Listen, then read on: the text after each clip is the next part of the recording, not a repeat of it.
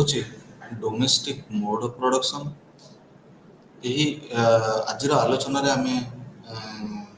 Discussion କରିବା ବା ଆଲୋଚନା କରିବା ଯେଉଁ ମୋଡ୍ ଅଫ୍ ପ୍ରଡକ୍ସନ୍ ରହିଛି ବା ଯେଉଁ ଉତ୍ପାଦନ, ଯେଉଁ କେତେ ପ୍ରକାର ଉତ୍ପାଦନ ରହିଛି, ଯେଉଁ ଆମର ବିଭିନ୍ନ ସମାଜରେ ଯେଉଁ ଆମର ଯାହା ଆମେ ଆଗରୁ ଆଲୋଚନା କରିଥିଲେ, ପୂର୍ବ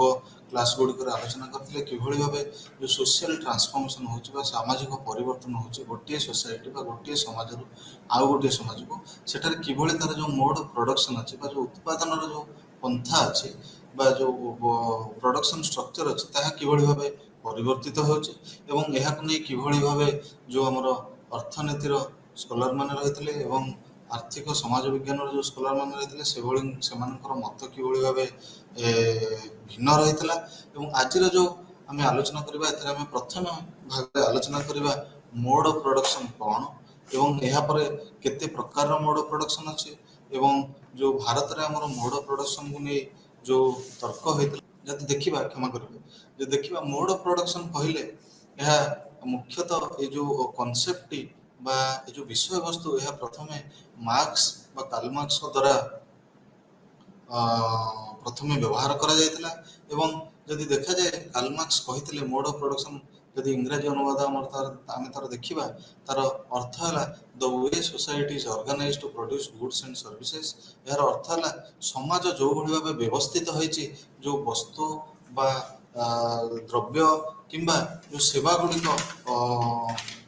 ପ୍ରଡ୍ୟୁସ୍ କରିବା ପାଇଁ ବା ଉତ୍ପାଦନ କରିବା ପାଇଁ ସେହି ବ୍ୟବସ୍ଥାକୁ ଆମେ ମୋଡ୍ ଅଫ୍ ପ୍ରଡକ୍ସନ୍ କହୁଥାଉ। ଏବଂ ଯଦି ଦେଖାଯାଏ, ସେ ଯେଉଁ ଉତ୍ପାଦନରେ ଆମେ ବିଭିନ୍ନ ପ୍ରକାରର ବସ୍ତୁର ବ୍ୟବହାର ହୋଇଥାଏ, ଯେଭଳି ଯାନ୍ତ୍ରିକ ଉପକରଣ ହେଲା କିମ୍ବା ଆମର ସ୍କିଲ୍ ହେଲା କିମ୍ବା ଆମର ଯେଉଁ ଜ୍ଞାନ ଅଛି, ନଲେଜ୍ ହେଲା କିମ୍ବା ଆମର ଯେଉଁ ଶ୍ରମ ହେଲା, ଏହିସବୁ ଜିନିଷ ଗୁଡ଼ିକର ବ୍ୟବହାର କରାଯାଇଥାଏ। ଏବଂ ଯଦି ଦେଖାଯାଏ, ମାର୍କ୍ସ କହିଥିଲେ ଯେ କେବଳ ଆମେ ଯେଉଁ ସମାଜକୁ ଯଦି ବୁଝିବା ପାଇଁ ଚେଷ୍ଟା କରିବା, ବିଭିନ୍ନ ଷ୍ଟେଜ୍ରେ ବା ବିଭିନ୍ନ ଯେଉଁ ସୋପାନରେ ଯଦି ଆମେ ସମାଜକୁ ବୁଝିବା ପାଇଁ ଚେଷ୍ଟା କରିବା, ତାହେଲେ କେବଳ ଯେ ସେମାନେ ଯାହା ଉତ୍ପାଦନ କରୁଛନ୍ତି ତାକୁ ବୁଝିଲେ ବା ସେଇ ତାଙ୍କର ଯେଉଁ ଉତ୍ପାଦିତ ଦ୍ରବ୍ୟକୁ ବୁଝିଲେ ତା ଦ୍ୱାରା ଆମେ ସମାଜକୁ ବୁଝିପାରିବାନି, ବରଂ ଆମେ ତାର ମିନ୍ସ ବା ତାର ଯେଉଁ ମାଧ୍ୟମ ଅଛି, ଯେଉଁ ମାଧ୍ୟମରେ ସେଇ ସମାଜର ଲୋକମାନେ ସେ ଯେଉଁ ଦ୍ରବ୍ୟ ଗୁଡ଼ିକ ବା ଯେଉଁ ବସ୍ତୁ ଗୁଡ଼ିକ ସେମାନେ ପ୍ରଡକ୍ସନ୍ କରୁଛନ୍ତି ବା ପ୍ରଡକ୍ସନ୍ ଯେଉଁ ହେଉଛି ତା ଦ୍ୱାରା ହିଁ ଆମେ ବୁଝିପାରିବା। ଏବଂ ଯଦି ଦେଖାଯାଏ, ମାର୍କ୍ସ ମୁଖ୍ୟତଃ 4 ପ୍ରକାରର ମୋଡ୍ ଅଫ୍ ପ୍ରଡକ୍ସନ୍ ବିଷୟରେ ଆଲୋଚନା କରିଥିଲେ ବା 4 ପ୍ରକାରର ଯେଉଁ ପ୍ରଡକ୍ସନ୍ ସିଷ୍ଟମ୍ ରହିଛି ତା ବିଷୟରେ ଆଲୋଚନା କରିଥିଲେ। ଏବଂ ପ୍ରଥମଟି ହେଲା ଏସିଆଟିକ୍ ମୋଡ୍ ଅଫ୍ ପ୍ରଡକ୍ସନ୍। ଏବଂ ଏସିଆଟିକ୍ ମୋଡ୍ ଅଫ୍ ପ୍ରଡକ୍ସନ୍ ଯାହା ରହିଲା, ଏଥିରେ ସେ ଏସିଆଟିକ୍ ମୋଡ୍ ଅଫ୍ ପ୍ରଡକ୍ସନ୍ରେ ସେ କହିଥିଲେ ଏହା ପ୍ରି କ୍ୟାପିଟାଲିଷ୍ଟ ଯେଉଁ ମୋଡ୍ ଅଫ୍ ପ୍ରଡକ୍ସନ୍ ଥିଲା ବା ଯେଉଁ ପୁଞ୍ଜିବାଦର ଯେଉଁ ପୂର୍ବ ମୋଡ୍ ଅଫ୍ ପ୍ରଡକ୍ସନ୍ ଥିଲା ତାଠାରୁ ଏହା ଭିନ୍ନ। ଏବଂ ଯେଉଁ ପୁଞ୍ଜିବାଦର ଯେଉଁ ପୂର୍ବ ମୋଡ୍ ଅଫ୍ ପ୍ରଡକ୍ସନ୍ ଥିଲା, ଯେଭଳି ଆମର ଆନ୍ସିଏଣ୍ଟ ମୋଡ୍ ଅଫ୍ ପ୍ରଡକ୍ସନ୍ ହେଲା ବା ଫ୍ୟୁଡାଲ ମୋଡ୍ ଅଫ୍ ପ୍ରଡକ୍ସନ୍ ହେଲା, ଯେଉଁଠାରେ କୀର୍ତ୍ତଦାସ ସିଷ୍ଟମ୍ ଥିଲା ବା ଯେଉଁ ଆମର ସ୍ଲାଭେରୀ ସିଷ୍ଟମ୍ ବା କୀର୍ତ୍ତଦାସ ପ୍ରଥା ଥିଲା, ଯେଉଁଠିକି ମାଷ୍ଟର ଗୋଟେ ମାଲିକ ରହୁଥିଲା ଏବଂ ଆଉ ଜଣେ ସ୍ଲେଭ୍ ରହୁଥିଲା, ଜଣେ କୀର୍ତ୍ତଦାସ ରହୁଥିଲା, ସେଭଳି ସିଷ୍ଟମ୍ଠୁ ଏହା ସମ୍ପୂର୍ଣ୍ଣ ଭାବେ ଭିନ୍ନ ଥିଲା। ଏବଂ ଏହା ଦେଖାଯାଏ ଯେ ଯେଉଁ ଏସିଆଟିକ୍ ମୋଡ୍ ଅଫ୍ ପ୍ରଡକ୍ସନ୍ ଥିଲା ମାର୍କ୍ସଙ୍କର, ଏହି ପ୍ରଡକ୍ସନ୍ ସିଷ୍ଟମ୍ରେ ବା ମୋଡ୍ ଅଫ୍ ପ୍ରଡକ୍ସନ୍ରେ ବା ଯେଉଁ ଆମର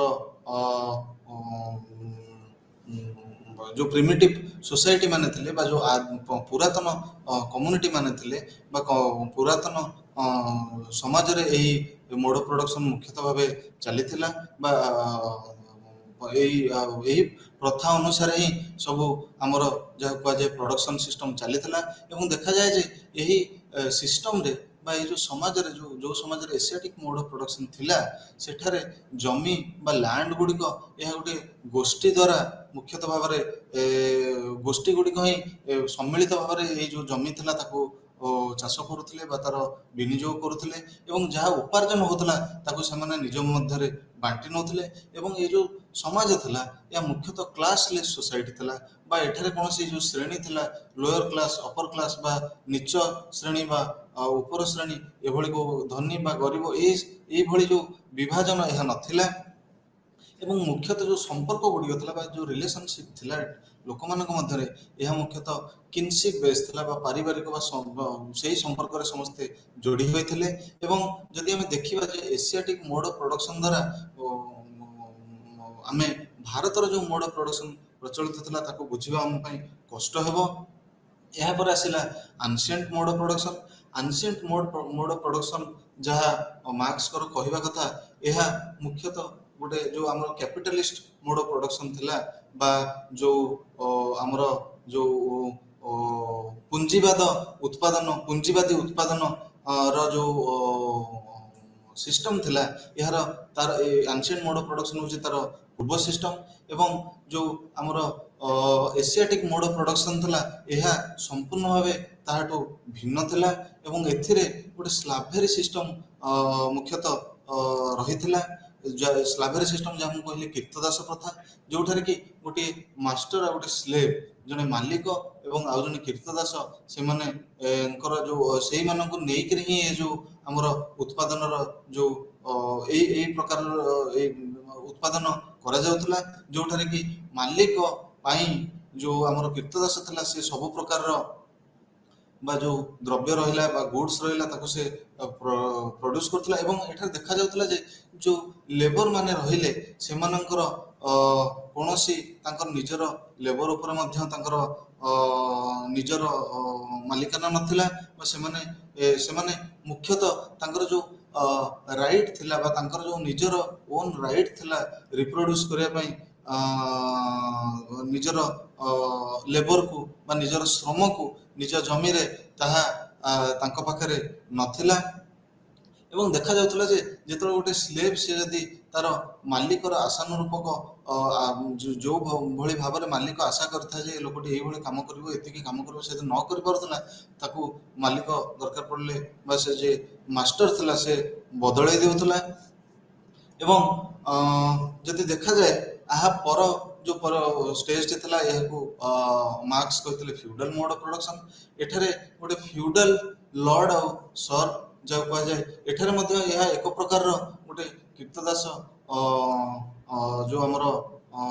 ସିଷ୍ଟମ୍ ଭଳି ବା କୀର୍ତ୍ତଦାସ ପ୍ରଥା ଭଳି ଏଇ ଯେଉଁ ମୋଡ୍ ଅଫ୍ ପ୍ରଡକ୍ସନ୍ ବା ଯେଉଁ ଉତ୍ପାଦନର ଯେଉଁ ଏଇ ଯେଉଁ ପ୍ରକାରର ଉତ୍ପାଦନ ହେଉଥିଲା, ଏଠାରେ ମଧ୍ୟ ସେଇ ପ୍ରକାରର ପ୍ରଥା ଥିଲା। ଏବଂ ଏଠାରେ ଯେଉଁମାନେ ଥିଲେ ବା ଯେଉଁମାନେ ଚାଷ କରୁଥିଲେ ସେମାନେ ବା ଯେଉଁ ମାଲିକ ଥିଲେ, ମାଲିକ ଶ୍ରେଣୀ ଥିଲେ ବା ଓନିଂ କ୍ଲାସ୍ ଥିଲେ ଆଉ ନନ୍ ଓନିଂ କ୍ଲାସ୍ ଥିଲେ ବା ଯେଉଁ ରୁଲିଂ କ୍ଲାସ୍ ଥିଲେ, ଯେଉଁମାନେ ରୁଲ୍ କରୁଥିଲେ, ଯେଉଁମାନେ ମୁଖ୍ୟତଃ ଲ୍ୟାଣ୍ଡଲର୍ଡ ଥିଲେ ବା ଜମିର ମାଲିକମାନେ ଥିଲେ, ସେମାନେ ମୁଖ୍ୟତଃ ଯେଉଁ ଆମର ଭାଗ ଚାଷୀ ବା ଟେନାଣ୍ଟ, ସେମାନଙ୍କୁ ଅନେକାଂଶରେ ଶୋଷଣ କରୁଥିଲେ। ଏବଂ ଯେଉଁ ଟେନାଣ୍ଟ ମାନେ ଥିଲେ, ଯେଉଁ ଭାଗ ଚାଷୀ ମାନେ ଥିଲେ ବା ଯେଉଁ ଟେନାଣ୍ଟ ମାନେ ଥିଲେ, ସେମାନଙ୍କର କୌଣସି ଯେଉଁ ଜମି ଉପରେ କୌଣସି ଅଧିକାର ନଥିଲା, ସେମାନଙ୍କର ପ୍ରପର୍ଟି ରାଇଟ୍ ନଥିଲା। ଏବଂ ଅନେକ ସମୟରେ ଦେଖାଯାଏ ଯେ ସେମାନେ ଯାହା ପ୍ରଡ୍ୟୁସ୍ କରନ୍ତି ବା ଯାହା ଉତ୍ପାଦନ କରନ୍ତି, ସେମାନେ ନିଜେ ମଧ୍ୟ ତାକୁ ଉପଭୋଗ କରିପାରନ୍ତି ନାହିଁ। ଏବଂ ଅନେକ ସମୟରେ ତାଙ୍କ ପାଇଁ ବହୁତ କଷ୍ଟ ହୋଇଯାଏ। ତାଙ୍କର ଯେଉଁ ଅତ୍ୟନ୍ତ ଜରୁରୀ ଆବଶ୍ୟକତା ଅଛି, ମିନିମମ୍ ଯେଉଁ ରିକ୍ୱାରମେଣ୍ଟ ଅଛି, ତାକୁ ମଧ୍ୟ ସେମାନେ ତାଙ୍କୁ ପୂରଣ କରିବାରେ ତାଙ୍କ ପାଇଁ କଷ୍ଟ ହୋଇଯାଏ। ଏବଂ ଦେଖାଯାଏ ଯେ ଯେଉଁ ଶେଷ ଆମର ମୋଡ୍ ଅଫ୍ ପ୍ରଡକ୍ସନ୍ ସିଷ୍ଟମ୍ ଆସିଲା, ଯେଉଁ ଆମର କ୍ଷମା କରିବେ, ଯେଉଁ ତୃତୀୟ ମୋଡ୍ ଅଫ୍ ପ୍ରଡକ୍ସନ୍ ଆସିଲା ଯେଉଁ ନେକ୍ସଟ ମୋଡ୍ ଅଫ୍ ପ୍ରଡକ୍ସନ୍ ଆସିଲା, ଏହାକୁ ଆମେ କ୍ୟାପିଟାଲିଷ୍ଟ ମୋଡ୍ ଅଫ୍ ପ୍ରଡକ୍ସନ୍। ଅଳ୍ପ ବହୁତ ଆମେ ସମସ୍ତେ ଏଇ ଯେଉଁ ମୋଡ୍ ଅଫ୍ ପ୍ରଡକ୍ସନ୍ ବା ଯେଉଁ ଉତ୍ପାଦନର ଯେଉଁ ପ୍ରକ୍ରିୟା ରହିଛି, ଆମେ ଏହା ସହିତ ଫ୍ୟାମିଲିଆର। ଏବଂ ଯଦି ଦେଖାଯାଏ ଯେଉଁ କ୍ୟାପିଟାଲିଷ୍ଟ ମୋଡ୍ ଅଫ୍ ପ୍ରଡକ୍ସନ୍ ରହିଲା, କ୍ୟାପିଟାଲିଷ୍ଟ ବା ପୁଞ୍ଜିବାଦୀ ଯେଉଁ ମୋଡ୍ ଅଫ୍ ପ୍ରଡକ୍ସନ୍ ବା ଉତ୍ପାଦନ ପଦ୍ଧତି ରହିଲା, ଏଥିରେ ଦେଖାଯାଏ ଯେ ଦୁଇଟି କ୍ଲାସ୍, ଗୋଟେ ମାର୍କ୍ସ କହିଥିଲେ ଯେ ବୁର୍ଜୁଆଇଜ୍ କ୍ଲାସ୍, ଯିଏ ଆକ୍ଚୁଆଲି ଏହା ମୁଖ୍ୟତଃ ଗୋଟେ ମଡର୍ଣ୍ଣ ବା ଆଧୁନିକ ସମାଜର ଯେଉଁ ମୋଡ୍ ଅଫ୍ ପ୍ରଡକ୍ସନ୍ର ଉଦାହରଣ। ଏବଂ ଏଥିରେ ଦେଖାଯାଏ ଯେ ଗୋଟେ ବୁର୍ଜୁଆସ୍ କ୍ଲାସ୍ ରହିଲେ ଯେଉଁମାନେ ମିନ୍ସ ଅଫ୍ ପ୍ରଡକ୍ସନ୍ର ଓନର ଥିଲେ। ମିନ୍ସ ଅଫ୍ ପ୍ରଡକ୍ସନ୍ ଯାହା ମୁଁ ଆଗରୁ କହିଲି, ମିନ୍ସ ଅଫ୍ ପ୍ରଡକ୍ସନ୍ ଏହା ଜମି ହେଇପାରେ ବା ଲେବର ହେଇପାରେ, ଲ୍ୟାଣ୍ଡ ଲେବର କିମ୍ବା ଟେକ୍ନୋଲୋଜି ବା କ୍ୟାପିଟାଲ, ଏଗୁଡ଼ିକ ସବୁ ହେଲା ମିନ୍ସ ଅଫ୍ ପ୍ରଡକ୍ସନ୍। ଏବଂ ସେଇ ଯେଉଁ ମିନ୍ସ ଅଫ୍ ପ୍ରଡକ୍ସନ୍ ରହିଲା, ଏଗୁଡ଼ିକ ମୁଖ୍ୟତଃ ଭାବରେ ଯେଉଁ ଓନିଂ କ୍ଲାସ୍ ରହିବେ, ବୁର୍ଜୁଆସ୍ କ୍ଲାସ୍ ରହିଲେ, ସେମାନଙ୍କର ମୁଖ୍ୟତଃ ସେଇମାନେ ହିଁ ଏଗୁଡ଼ିକର ମାଲିକ ଥିଲେ ବା ସେମାନଙ୍କର ହିଁ कंट्रोल थिला एगुडी ऊपर एवं जो लेबर क्लास रहिले तांको हम प्रोलेटेरिएट कहा जाए प्रोलेटेरिएट माने ସବୁବେଳେ ସେମାନେ କାମ କରୁ ଯୋଉ କୌଣସି ଇଣ୍ଡଷ୍ଟ୍ରି ହେଲା କିମ୍ବା କୌଣସି ଫ୍ୟାକ୍ଟ୍ରି ହେଲା ସେମାନେ ଯାଇ ସେମାନେ ଶ୍ରମକୁ ବିକ୍ରୟ କରୁଥିଲେ କିନ୍ତୁ ଦେଖାଯାଏ ଯେ ଯୋଉ ମାର୍କ୍ସ କହିଥିଲେ ଯେ ଲେବର ଏକ୍ସପ୍ଲୋଇଟେସନ ବା ଯୋଉ ଶ୍ରମର ଶୋଷଣ ହଉଥିଲା ସେ ଯୋଉ ଆମର କୌଣସି ଇଣ୍ଡଷ୍ଟ୍ରି ଥିଲା ବା ଫ୍ୟାକ୍ଟ୍ରି ଥିଲା ଏବଂ ଏଇ ଶ୍ରମର ଶୋଷଣ ଦ୍ୱାରା ଏବଂ କମ ବେତନ ଦେଇ ଯୋଉ କ୍ୟାପିଟାଲିଷ୍ଟ ମାନେ ରହିଲେ ବା ଯୋଉ ଆମର ରହିଲେ ପୁଞ୍ଜିପତି ମାନେ ରହିଲେ ସେମାନେ ସରପ୍ଲସ୍ ଭ୍ୟାଲୁ ଯାହା ମାର୍କ୍ସଙ୍କର କହିବା ଅନୁଯାୟୀ ସରପ୍ଲସ୍ ଭ୍ୟାଲୁ ଆକୁମୁଲେଟ୍ କରୁଥିଲେ ଏବଂ ସେମାନେ ଯୋଉ ଆର୍ଥିକ ପ୍ରଗତିର ଗୋଟିଏ ପରେ ଗୋଟିଏ ପାହାଚ ଚଢ଼ି ଚାଲୁଥିଲେ। ଏହାପରେ ଆସିଲା ଯାହା ବିଷୟରେ ଆମେ ଆଲୋଚନା କରିବା ପାଇଁ ଆଜି ଯାହା ଆମର ଆଲୋଚନାର ମୁଖ୍ୟ ବିଷୟବସ୍ତୁ ଯାହା ହେଲା domestic mode of production. Domestic mode of production ମୁଖ୍ୟତଃ ଏହା ଯୋଉ ଅର୍ଥନୀତି ବା ଆର୍ଥିକ ସମାଜ ବିଜ୍ଞାନର ଯୋଉ ସ୍କଲାର ମାନେ ରହିଲେ ସେମାନେ ମୁଖ୍ୟତଃ ତାକୁ ହାଇଲାଇଟ୍ କରିଥିଲେ ଏବଂ ସେମାନେ କହିଥିଲେ ଯେ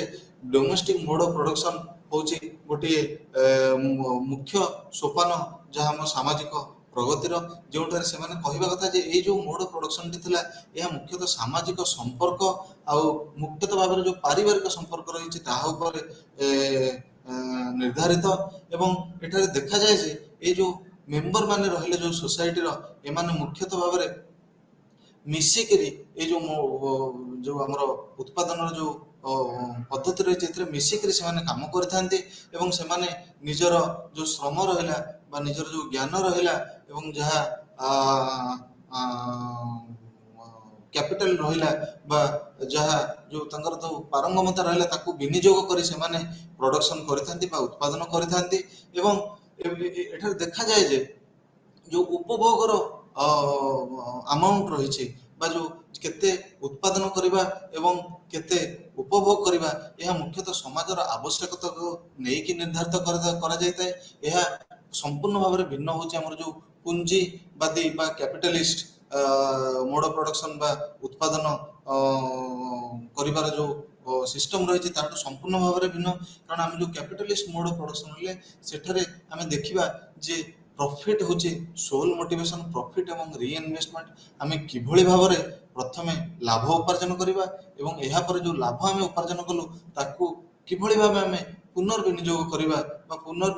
ମାନେ ପୁଣି ଥରେ ଆଉ ଥରେ ଇନଭେଷ୍ଟ କରିବା ପୁଣି ଅଧିକ ଲାଭ ପାଇବା ପାଇଁ ଏହା ଥିଲା କ୍ୟାପିଟାଲିଜିମର ମୂଳ ମନ୍ତ୍ର କିନ୍ତୁ ଡୋମେଷ୍ଟିକ୍ ମୋଡ୍ ଅଫ୍ ପ୍ରଡକ୍ସନରେ ଦେଖାଯାଏ ଯେ ଏହା କେବଳ ସମାଜର ଯେତିକି ଆବଶ୍ୟକତା ରହିଛି ଉତ୍ପାଦନ ଏବଂ ଉପଭୋଗ ତାକୁ ନେଇ ନିର୍ଦ୍ଧାରିତ ହୋଇଥାଏ ଏବଂ ଯଦି ଦେଖାଯାଏ ଯୋଉ ଡୋମେଷ୍ଟିକ୍ ମୋଡ୍ ଅଫ୍ ପ୍ରଡକ୍ସନ ରହିଥିଲା ଏହା ଯୋଉ କନସେପ୍ଟ ରହିଥିଲା ଏହା ମୁଖ୍ୟତଃ ମେଲୋସକ୍ସ ଯିଏ ଗୋଟେ ତାଙ୍କର ସନ୍ଦର୍ଭ ପ୍ରକାଶିତ କରିଥିଲେ maidens meal and money capitalism in the domestic community 1981 ମସିହାରେ ସେଇଟାରେ ସେ ତାର ବ୍ୟାଖ୍ୟା କରିଥିଲେ ଏବଂ ସେ କହିଥିଲେ ଯେ ଯୋଉ ଡୋମେଷ୍ଟିକ୍ ମୋଡ୍ ଅଫ୍ ପ୍ରଡକ୍ସନ ରହିଛି ତାହା ମୁଖ୍ୟତଃ ଯୋଉ ଫ୍ୟାମିଲି ଆଣ୍ଡ ଲିନେଜ ଆମର ଯୋଉ ବିଭିନ୍ନ ଲିନେଜ ରହିଛି ବା ଯୋଉ ଆମର କିନସିପ୍ ଆମେ ଯୋଉ କହୁ ଯୋଉ ସମ୍ପର୍କୀୟ ମାନଙ୍କର ଯୋଉ ନେଟୱାର୍କ ରହିଛି ସେଇମାନେ ହିଁ ମୁଖ୍ୟତଃ ଭାବରେ ଯୋଡ଼ି ହୋଇ ଏହି ପ୍ରଡକ୍ସନ ସିଷ୍ଟମକୁ ପ୍ରଡକ୍ସନ ସିଷ୍ଟମରେ ବା ଏ ଯୋଉ ଉତ୍ପାଦନ ସିଷ୍ଟମରେ ଉତ୍ପାଦନ କରିଥାନ୍ତି ଏବଂ ଯଦି ଦେଖାଗଲା ଏ ଯୋଉ କେତେ ଗୁଡ଼ିଏ ସ୍କଲାର ଥିଲେ ଯୋଉମାନେ ସମାଲୋଚନା କରିଥିଲେ ଏ ଯୋଉ ମୋଡ୍ ଅଫ୍ ପ୍ରଡକ୍ସନକୁ ଏଇ ମୋଡ୍ ଅଫ୍ ପ୍ରଡକ୍ସନ ମୁଖ୍ୟତଃ ଭାବରେ ସମାଲୋଚନା କରିଥିଲେ ଯୋଉ କିଛି ସମାଜଶାସ୍ତ୍ରର ବା ଆର୍ଥିକ ସମାଜଶାସ୍ତ୍ରର ଯୋଉ ଅର୍ଥନୀତି କ୍ଷମା କରିବେ ଯୋଉ ଅର୍ଥନୀତିର ସ୍କଲାର ମାନେ ରହିଲେ ବା ଇକୋନୋମିକ୍ସର କ୍ଲାସିକାଲ ଇକୋନୋମିକ୍ସର ସ୍କଲାର ମାନେ ରହିଲେ ସେମାନଙ୍କର କହିବା କଥା ଅନୁଯାୟୀ ଯେ ଡୋମେଷ୍ଟିକ୍ ମୋଡ୍ ଅଫ୍ ପ୍ରଡକ୍ସନ କେବେ ବୋଲି ଗୋଟେ ପ୍ରଡକ୍ସନ ସିଷ୍ଟମ ନଥିଲା ଏବଂ ଅନେକ ସମୟରେ ସେମାନେ କୁହନ୍ତି ଯେ ମାର୍କ୍ସ ଆଉ ଏଞ୍ଜେଲ୍ସ ଯିଏ ମୁଖ୍ୟତଃ ଯୋଉ ମୋଡ୍ ଅଫ୍ ପ୍ରଡକ୍ସନ ବା ଯୋଉ ଆମର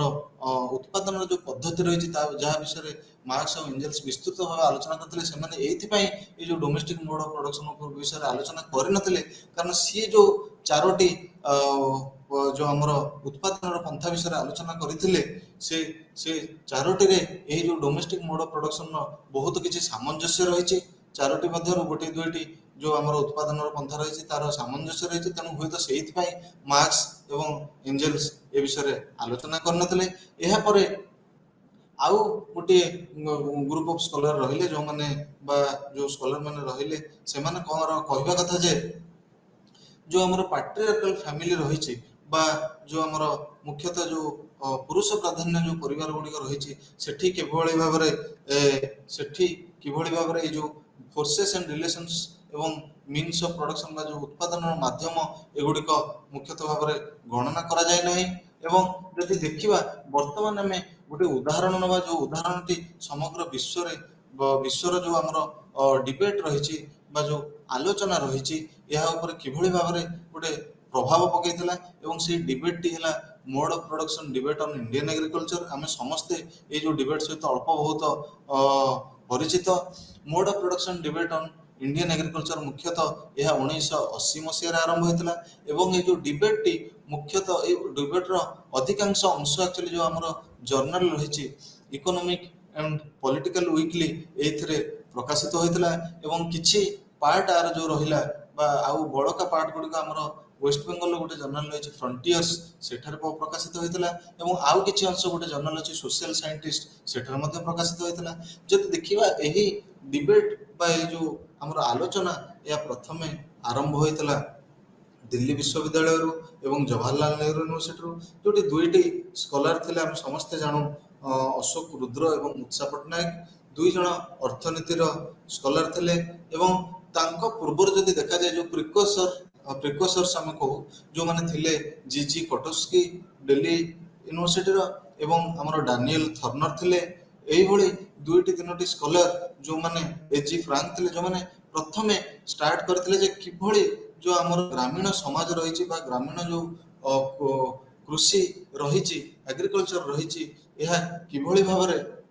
जो प्रोडक्शन सिस्टम रही जो उत्पादन पंथा रही आमर कृषि रे भारतीय कृषि रे यह किभली भावे परिवर्तन होची एवं सेमाने मुख्यतः जो आमर मॉडर्नाइजेशन ऑफ एग्रीकल्चर ऊपर आलोचना करथिले किभली भावे गोटे जो आमर ट्रेडिशनल एग्रीकल्चर थिला बा पुरातन प्रैक्टिस आमर थिला जो लंगल रे चाष करिवा एवं खत पिडिया देई आमे जो शस्य को सेतले चाष करूथलु सब विभिन्न प्रकार शस्य एवं अमल करूथलु सेही प्रणाली गुरु किभली भाव में भारतर जो आमर कृषि किभली एक मॉडर्न फॉर्म एग्रीकल्चर को बदली जाइए एवं से मुख्यतः भाव में जो पूंजीवादी कृषि रहा कैपिटलिस्ट एग्रीकल्चर रहा ता विषय ही से प्राधान्य देते जदि आम देखा जो आम डानियल थर्नर रहे सी किभली भाव the agrarian prospect of India गोटे पुस्तक रचना करते से जो समग्र भारत भ्रमण करते सी किभली देखते जो आमर ग्रामीण कृषि रही जो कृषि उत्पादन जो कृषिजात द्रव्य उत्पादन जो पंथा रही किभली भाव बदली जाइए वर्तमान से जो सी कहवा कथा जे वर्तमान सी गोटे कॉन्सेप्ट यूज करते जेंटलमैन फार्मर्स आउ कृषक माने पूर्व भली जो महिला कपड़ा पिंधि बा झाड़ नाल परिश्रम करी से भाव में जो उत्पादन प्रक्रिया नियोजित होना बरं देखा मिले जे कृषक मैंने बर्तमान कहवा अनुसार जो पंजाब से भ्रमण करने जाते से देखिले जे पंजाब कृषक मैंने किभली भाव मोटर कार आसुंच एयर कंडीशन लगे घरे रोचे से ट्रैक्टर अच्छी यांत्रिक उपकरण मान अच्छी तेणु सी कहवा कथा अनुजाई भारतर जो कृषि उत्पादन प्रणाली वर्तमान संपूर्ण भाव बदली वर्तमान पूंजीवादी उत्पादन प्रणाली चाषी मैंने आपण नहीं जो डिबेट प्रथम से कहीदे रही जाते किंतु जो अशोक रुद्र थे जन अर्थनीतिर स्कॉलर सी आपको चाहिए एक्सटेंड करने सी गोटे फील्ड वर्क करवा जो गवेषणा करे सी कहले जे भारत रे जो कैपिटलिस्ट एग्रीकल्चर बा जो पूंजीवादी कृषि ऑलरेडी आगमन हो सारी ये जो यह जनइबा सी स्टैटिस्टिक्स जो परिसंख्यान माध्यम जो डाटा आनी से जो इनफॉरमेशन आनी फील्ड वर्क रू सी परिसंख्यान माध्यम प्रकाशित करते economic and political weekly journal एवं पर जना पड़ता जे से जो प्रकाशन से जो प्रकाशन द्वारा ये जो आमर अशोक रुद्रंकर जो मत था ताहा किभली भावे गोटे डिबेट ବା ଗୋଟେ ଆଲୋଚନାକୁ ଜନ୍ମ ଦେଇଥିଲା ଏବଂ ଅଶୋକ ରୁଦ୍ରଙ୍କର ଯେଉଁ ଆଲୋଚନା ଥିଲା ତାକୁ ପ୍ରଥମେ ସମାଲୋଚନା କରିଥିଲେ ଆମର ଉତ୍ସା ପଟ୍ଟନାୟକ ଏବଂ ଉତ୍ସା ପଟ୍ଟନାୟକ କହିଥିଲେ ଯେ ଅଶୋକ ରୁଦ୍ରଙ୍କର ହଁ ଏହା ହୁଏତ ସତ ହୋଇପାରେ ଯେ ଭାରତର କୃଷି ବା ଆଗ୍ରିକଲଚର ଇଣ୍ଡିଆନ୍ ଏଗ୍ରିକଲଚର ହୁଏତ ଟ୍ରାନ୍ସଫର୍ମ କରିଯାଇଛି ବା ପରିବର୍ତ୍ତିତ ହୋଇଯାଇଛି ଗୋଟେ ପୁରୁଣା ମୋଡରୁ ବା ପଦ୍ଧତିରୁ ଗୋଟିଏ ଆମର ଯେଉଁ କୁହାଯାଏ ଆଧୁନିକ ପୁଞ୍ଜିବାଦୀ ପଦ୍ଧତିକୁ। କିନ୍ତୁ ଯଦି ଦେଖାଯାଏ ତାଙ୍କର ଯେଉଁ ଫର୍ମୁଲା ରହିଛି ଯେ ଗୋଟିଏ ଚାଷୀକୁ କ୍ୟାପିଟାଲିଷ୍ଟ ଫାର୍ମର କେମିତି ଆମେ କହିବା ଏବଂ କେଉଁ କେଉଁ ବୈଶିଷ୍ଟ୍ୟ ଗୁଡ଼ିକ ଦେଖିଲେ ଆମେ କହିପାରିବା ଯେ ଗୋଟିଏ ଚାଷୀ ଗୋଟେ କ୍ୟାପିଟାଲିଷ୍ଟ ଫାର୍ମର ବା ପୁଞ୍ଜିବାଦୀ ଚାଷୀ, ଏହାକୁ ନେଇ ତାଙ୍କର ଗୋଟେ ଭିନ୍ନ ମତ ଥିଲା ଏବଂ ସିଏ ସେଥିପାଇଁ ଅଶୋକ ରୁଦ୍ରଙ୍କୁ ସମାଲୋଚନା କରିଥିଲେ ଏବଂ ସେ କହିଥିଲେ ଯେ ଜଣେ କୃଷକ ଯେ କେବଳ ଗୋଟିଏ ବଡ଼ ଜମି 30 ଏକରର ଜମି ଚାଷ କଲେ ଯେ ସେ କ୍ୟାପିଟାଲିଷ୍ଟ ହେଇଯିବ ବା ପୁଞ୍ଜିବାଦୀ ହେଇଯିବ ଏହା ଠିକ ନୁହେଁ। ଏହା ଗୋଟିଏ ଐତିହାସିକ ପ୍ରୋସେସ ବା ହିଷ୍ଟୋରିକାଲ ପ୍ରୋସେସ। ଗୋଟିଏ ଲୋକ ଗୋଟେ ରାତି ଭିତରେ ସେ 30 ଏକର ଜମିର ମାଲିକ ହେଇଯାଇନଥାଏ। ଏହା ତାର ପୂର୍ବ ପିଢ଼ିରୁ ସେ ହୁଏତ ଆଣିଥାଇପାରେ କିମ୍ବା କିଛି ଗୋଟିଏ ସମୟ ନେଇକରି ସେ ଜମିର ମାଲିକ ହେଇଥାଇ ପାରିଥାଏ। କିନ୍ତୁ ସେ କହିଥିଲେ ଯେ ଆମର ଯେଉଁ ପୁଞ୍ଜିବାଦୀ କୃଷି ରହିଲା ବା ଗୋଟେ କୃଷକକୁ ଆମେ କେତେବେଳେ ପୁଞ୍ଜିବାଦୀ କହିବା ବା କ୍ୟାପିଟାଲିଷ୍ଟ କହିବା, ଏହା ଯୋଉ ଫର୍ମୁଲା ନେଇ ବା ଯେଉଁ ବୈଶିଷ୍ଟ୍ୟ ଗୁଡ଼ିକ ନେଇକରି ଅଶୋକ ରୁଦ୍ର ଆଲୋଚନା କରିଛନ୍ତି ତାହା କେବେ ହେଲେ ମାର୍କ୍ସଙ୍କର ଯେଉଁ ବୈଶିଷ୍ଟ୍ୟ ଗୁଡ଼ିକ ରହିଥିଲା ଗୋଟେ ମୋଡ ପ୍ରଡକ୍ସନକୁ କ୍ୟାପିଟାଲିଷ୍ଟ ମୋଡ ପ୍ରଡକ୍ସନ କହିବା କି ନାହିଁ ତାହାଠାରୁ ସମ୍ପୂର୍ଣ୍ଣ ଭିନ୍ନ। ଏବଂ ଯଦି ଆମେ ଦେଖିବା ଏହାପରେ ଉଷା ପଟ୍ଟନାୟକ କହିଥିଲେ ଯେ ଖାଲି ଜଣେ ବଡ଼ ଜମି ଚାଷ କଲେ କିମ୍ବା ଗୋଟେ ମୋଟର କାର ସିଏ ଯଦି କ୍ରୟ କଲେ କିମ୍ବା ଗୋଟେ ଟ୍ରାକ୍ଟର ଚଲେଇଲେ କିମ୍ବା ଗୋଟେ ଘରେ ଯଦି ଏୟାର କଣ୍ଡିସନ ୟୁଜ୍ କଲେ ତାଙ୍କୁ ଆମେ କହିବାନି ଯେ ସିଏ ଜଣେ ପୁଞ୍ଜିପତି ବା ଯେଉଁ ପୁଞ୍ଜିବାଦୀ ଆମର କୃଷକ। ଏବଂ କିମ୍ବା ଜଣେ ଯଦି କେବଳ କୃଷିରେ ହାୟର୍ଡ ଲେବର ବା ଶ୍ରମ ଭଡ଼ାରେ ଆଣି ବା ହାୟର କରିକି ଚାଷ କାର୍ଯ୍ୟ ଚଳାଉଛି ତାକୁ ମଧ୍ୟ ଆମେ କ୍ୟାପିଟାଲିଷ୍ଟ କହିବାନି। କିନ୍ତୁ ସେ ମୁଖ୍ୟତଃ ଭାବରେ ଦୁଇଟି ପଏଣ୍ଟ ଉପରେ ଏମ୍ଫାସିସ୍ ଦେଇଥିଲେ ଏବଂ ପ୍ରାଧାନ୍ୟ ଦେଇଥିଲେ ଏବଂ ତାଙ୍କର ଦୁଇଟି ବୈଶିଷ୍ଟ୍ୟ ଉପରେ ପ୍ରାଧାନ୍ୟ ଦେଇଥିଲେ ଏବଂ ସେ କହିଥିଲେ ଯେ ଗୋଟିଏ ହେଲା ସରପ୍ଲସ୍ ଆକ୍ୟୁମୁଲେସନ, ସେ ଲାଭ ଉପାର୍ଜନ କରୁଛି କି ନାହିଁ। ହୁଏତ ବହୁତ ପରିମାଣର ଜମି ସେ ଚାଷ କରିଥାଇପାରେ କିନ୍ତୁ ତାର ସରପ୍ଲସ୍ ଆକ୍ୟୁମୁଲେସନ ହେଉଛି କି ନାହିଁ ସେ ହେଲା ପ୍ରଥମ ଯୁକ୍ତି। ଏବଂ ଦ୍ୱିତୀୟ ହେଲା ଯେଉଁ ସରପ୍ଲସ୍ ବା ଯେଉଁ ଲାଭ ସେ ଉପାର୍ଜନ କରୁଛି ତାକୁ ସେ ରିଇନଭେଷ୍ଟମେଣ୍ଟ କରୁଛି କି ନାହିଁ ବା ପୁନର୍ବିନିଯୋଗ କରୁଛି କି ନାହିଁ। ସେ ପୁଣି ଥରେ ସେ ଯେଉଁ ଟଙ୍କା ବା ଯେଉଁ ଲାଭ ଅର୍ଥ ପାଇଲା ତାକୁ ସେ ପୁଣି ଭାବରେ ବିନିଯୋଗ କରିକିରି ତାର ଯେଉଁ ପ୍ରଡକ୍ସନ ବେସ୍ ରହିଛି ବା ତାର ଉତ୍ପାଦନର ଯେଉଁ ବେସ୍ ରହିଛି ତାକୁ ପୁଣି ଭାବରେ ତାକୁ ବଢ଼ଉଛି କି ନାହିଁ। ଉଦାହରଣ ସ୍ୱରୂପ ସେ କହିଥିଲେ ଯେ ଜଣେ କ୍ୟାପିଟାଲିଷ୍ଟ ଫାର୍ମର ଆମେ ସେତିକି ବେଳେ ଜାଣିପାରିବା ଯେ ଜଣେ ଯଦି ଆଜି 25 ଏକର ଜମି ଚାଷ କରୁଛି ଏବଂ ସେ ତାର ଚାଷରୁ ଲାଭ ଉପାର୍ଜନ କରି ପୁଣି ବାରମ୍ବାର ବିନିଯୋଗ କରି 5 ବର୍ଷ ପରେ ତାର ଜମି ଯେଉଁ ରହିଛି 25 ଏକରରୁ 30 ଏକର କରିଛି, ତାହେଲେ ଆମେ ତାକୁ କହିପାରିବା ସେ ଜଣେ କ୍ୟାପିଟାଲିଷ୍ଟ ବା ପୁଞ୍ଜିବାଦୀ ଚାଷୀ। କିନ୍ତୁ ଏହି ଡିବେଟଟି ଏତିକିରେ ସରିଯାଇ ନଥିଲା। ଆମେ ଯଦି ଦେଖିବା ଅଶୋକ ରୁଦ୍ର ଏବଂ ଉଷା ପଟ୍ଟନାୟକଙ୍କୁ ଅନେକ ଗୁଡ଼ିଏ ଅଲଗା ସ୍କଲାର ମଧ୍ୟ ଆସି ଏହି ଯେଉଁ ଆମର ଆଲୋଚନାରେ ଯୋଗ ଦେଇଥିଲେ। ଯେଭଳି ଆମେ ଦେଖିବା ପ୍ରଣବ ବର୍ଦ୍ଧନ ହେଲେ କିମ୍ବା ପରେଶ ଚଟ୍ଟୋପାଧ୍ୟାୟ ହେଲେ, ଏଇଭଳି କେତେ ଗୁଡ଼ିଏ ସ୍କଲାର ଆସି ଯୋଗ ଦେଇଥିଲେ। କିଛି ଗୁଡ଼ିଏ ସ୍କଲାର ଆକ୍ଚୁଆଲି ଅଶୋକ ରୁଦ୍ରଙ୍କ ସପକ୍ଷରେ ଯୁକ୍ତି କରିଥିଲେ ଏବଂ କିଛି ଗୁଡ଼ିଏ ସ୍କଲାର ଉଷା ପଟ୍ଟନାୟକଙ୍କ ବିପକ୍ଷରେ ଯୁକ୍ତି କରିଥିଲେ। କିଛି ଗୁଡ଼ିଏ ସ୍କଲାର ଯେଉଁମାନେ ଉଷା ପଟ୍ଟନାୟକଙ୍କ ସପକ୍ଷରେ ଯୁକ୍ତି କରିଥିଲେ ସେମାନେ ମଧ୍ୟ ଅଶୋକ ରୁଦ୍ରଙ୍କ ବିପକ୍ଷରେ ଯୁକ୍ତି କରିଥିଲେ ଏବଂ କିଛି ସ୍କଲାର ଥିଲେ ଯେଉଁମାନେ ମଧ୍ୟ ଦୁଇ ଜଣଙ୍କୁ ସମାଲୋଚନା କରିଥିଲେ ଓ ଅଶୋକ ରୁଦ୍ର ଏବଂ ଉଷା ପଟ୍ଟନାୟକ ଦୁଇ ଜଣଙ୍କୁ ସମାଲୋଚନା କରିଥିଲେ। କିନ୍ତୁ ଏହି ଡିବେଟର ପରବର୍ତ୍ତୀ ଭାଗରେ ଦେଖାଗଲା ଯେ ଆଉ ଗୋଟିଏ ସ୍କଲାର ବା ଆଉ ଗୋଟିଏ ଗ୍ରୁପ ଅଫ୍ ସ୍କଲାର୍ସ ସେମାନେ ତାଙ୍କର ଏକ ନୂଆ ମତ ରଖିଥିଲେ ଏବଂ ସେମାନେ କହିଥିଲେ ଯେ ଯେଉଁ ଭାରତର କୃଷି ବ୍ୟବସ୍ଥା ରହିଛି ବା ଆଗ୍ରିକଲଚରାଲ ମୋଡ ଅଫ୍ ପ୍ରଡକ୍ସନ ରହିଛି ବା କୃଷି ଉତ୍ପାଦନର ବ୍ୟବସ୍ଥା ରହିଛି ଏହା କେବଳ କ୍ୟାପିଟାଲିଜିମକୁ ନେଇ ସୀମିତ ନୁହଁ। ଆଉ ଆପଣମାନଙ୍କର ଯେଉଁ ଅଶୋକ ରୁଦ୍ର, ଉଷା ପଟ୍ଟନାୟକ ଏବଂ ଅନ୍ୟ ଯେଉଁ ସ୍କଲାର ମାନେ ତାଙ୍କୁ ପରବର୍ତ୍ତୀ ସମୟରେ ଜଏନ୍ କରିଥିଲେ, ଯେଉଁଭଳି ଆମର ଐତିହାସିକ ଥିଲେ ଜୟରସ ବାନାର୍ଜୀ ମଧ୍ୟ ଉଷା ପଟ୍ଟନାୟକଙ୍କୁ ସମର୍ଥନ କରି ଜଏନ୍ କରିଥିଲେ ଏବଂ ସେ ସମାଲୋଚନା କରିଥିଲେ ଆମର ଅଶୋକ ରୁଦ୍ରଙ୍କୁ। ଜୟରସ ବାନାର୍ଜୀ ଜଣେ ଐତିହାସିକ ଏବଂ ସେ ଫରେନରେ ଫରେନ୍ ୟୁନିଭର୍ସିଟିରେ କାମ କରୁଛନ୍ତି ବା ଏକ ବୈଦେଶିକ ବିଶ୍ୱବିଦ୍ୟାଳୟରେ କାମ କରୁଛନ୍ତି ପ୍ରଫେସର ଭାବରେ ଏବଂ ସିଏ ମଧ୍ୟ ଉଷା ପଟ୍ଟନାୟକଙ୍କୁ ସମର୍ଥନ କରିଥିଲେ ଏବଂ ଅଶୋକ ରୁଦ୍ରଙ୍କୁ ସମାଲୋଚନା କରିଥିଲେ। କିନ୍ତୁ ଏଇ ଯୋଉ ଅନ୍ୟ କିଛି ସ୍କଲାର ବାହାରିଲେ ଯୋଉମାନେ ମୁଖ୍ୟତଃ ଭାବରେ ଆମେ ଯଦି ଦେଖିବା ଅମିତ ଭାଦୁରୀ ଏବଂ ଆଉ ଗୋଟିଏ ପ୍ରଧାନ ପ୍ରସାଦ ଏଇଭଳି କିଛି ସ୍କଲାର ମାନେ ରହିଲେ ସେମାନଙ୍କର କହିବା ଅନୁଯାୟୀ ଯେ ଭାରତର କୃଷି ବ୍ୟବସ୍ଥା କହିଲେ କେବଳ ପଞ୍ଜାବ ଏବଂ ହରିୟାଣାକୁ ବୁଝାଏନି। ଅନେକ ଗୁଡ଼ିଏ ଅଲଗା ରାଜ୍ୟ ଗୁଡ଼ିକ ରହିଛନ୍ତି ଯୋଉମାନଙ୍କର ଯୋଉ ଉତ୍ପାଦନର ପନ୍ଥା ବା ମୋଡ୍ ଅଫ୍ ପ୍ରଡକ୍ସନ ସମ୍ପୂର୍ଣ୍ଣ ଭାବେ ଅଲଗା ଏବଂ ସେମାନେ ତାଙ୍କର ଫିଲ୍ଡ ୱାର୍କ କରି ରିସର୍ଚ୍ଚ କରି ବା ଯୋଉ ଗବେଷଣା କରି ସେମାନେ ତାଙ୍କର ଯୋଉ ସନ୍ଦର୍ଭଟିକୁ ଇକୋନୋମିକ୍ ଆଣ୍ଡ ପଲିଟିକାଲ ୱିକଲି ଜର୍ନାଲରେ ପ୍ରକାଶିତ କରିଥିଲେ ଏବଂ ସେମାନଙ୍କର ଯୋଉ ଯୁକ୍ତି ଥିଲା ତାହା ମଧ୍ୟ ବିଶ୍ୱ ଯୋଉ ଆମର ଗ୍ଲୋବାଲ ଲେଭେଲର ସ୍କଲାର ମାନେ ରହିଛନ୍ତି ସେମାନେ ମଧ୍ୟ ଆକୁ ଆକ୍ସେପ୍ଟ କରିଥିଲେ ଏବଂ ସେମାନଙ୍କ ଦ୍ୱାରା ଏହା ଆଦୃତ ହୋଇଥିଲା। ଯେ ଦେଖିବା ସେଇ ଯୋଉ ଗ୍ରୁପଟି ରହିଲେ ସେମାନଙ୍କର କହିବା କଥା ଯେ ଏଇ ଯୋଉ ମୋଡ୍ ଅଫ୍ ପ୍ରଡକ୍ସନ ମୁଖ୍ୟତଃ ଯୋଉ ଇଷ୍ଟର୍ନ ଇଣ୍ଡିଆ ସିଣ୍ଡ୍ରୋମ୍ ସେମାନେ କହିଲେ, ଯୋଉ ସେମି ଫ୍ୟୁଡାଲିଜିମ୍ ଆଣ୍ଡ ଇଷ୍ଟର୍ନ ଇଣ୍ଡିଆନ ସିଣ୍ଡ୍ରୋମ୍ ସେ କହିଲେ। ଏହାର ଅର୍ଥ ଥିଲା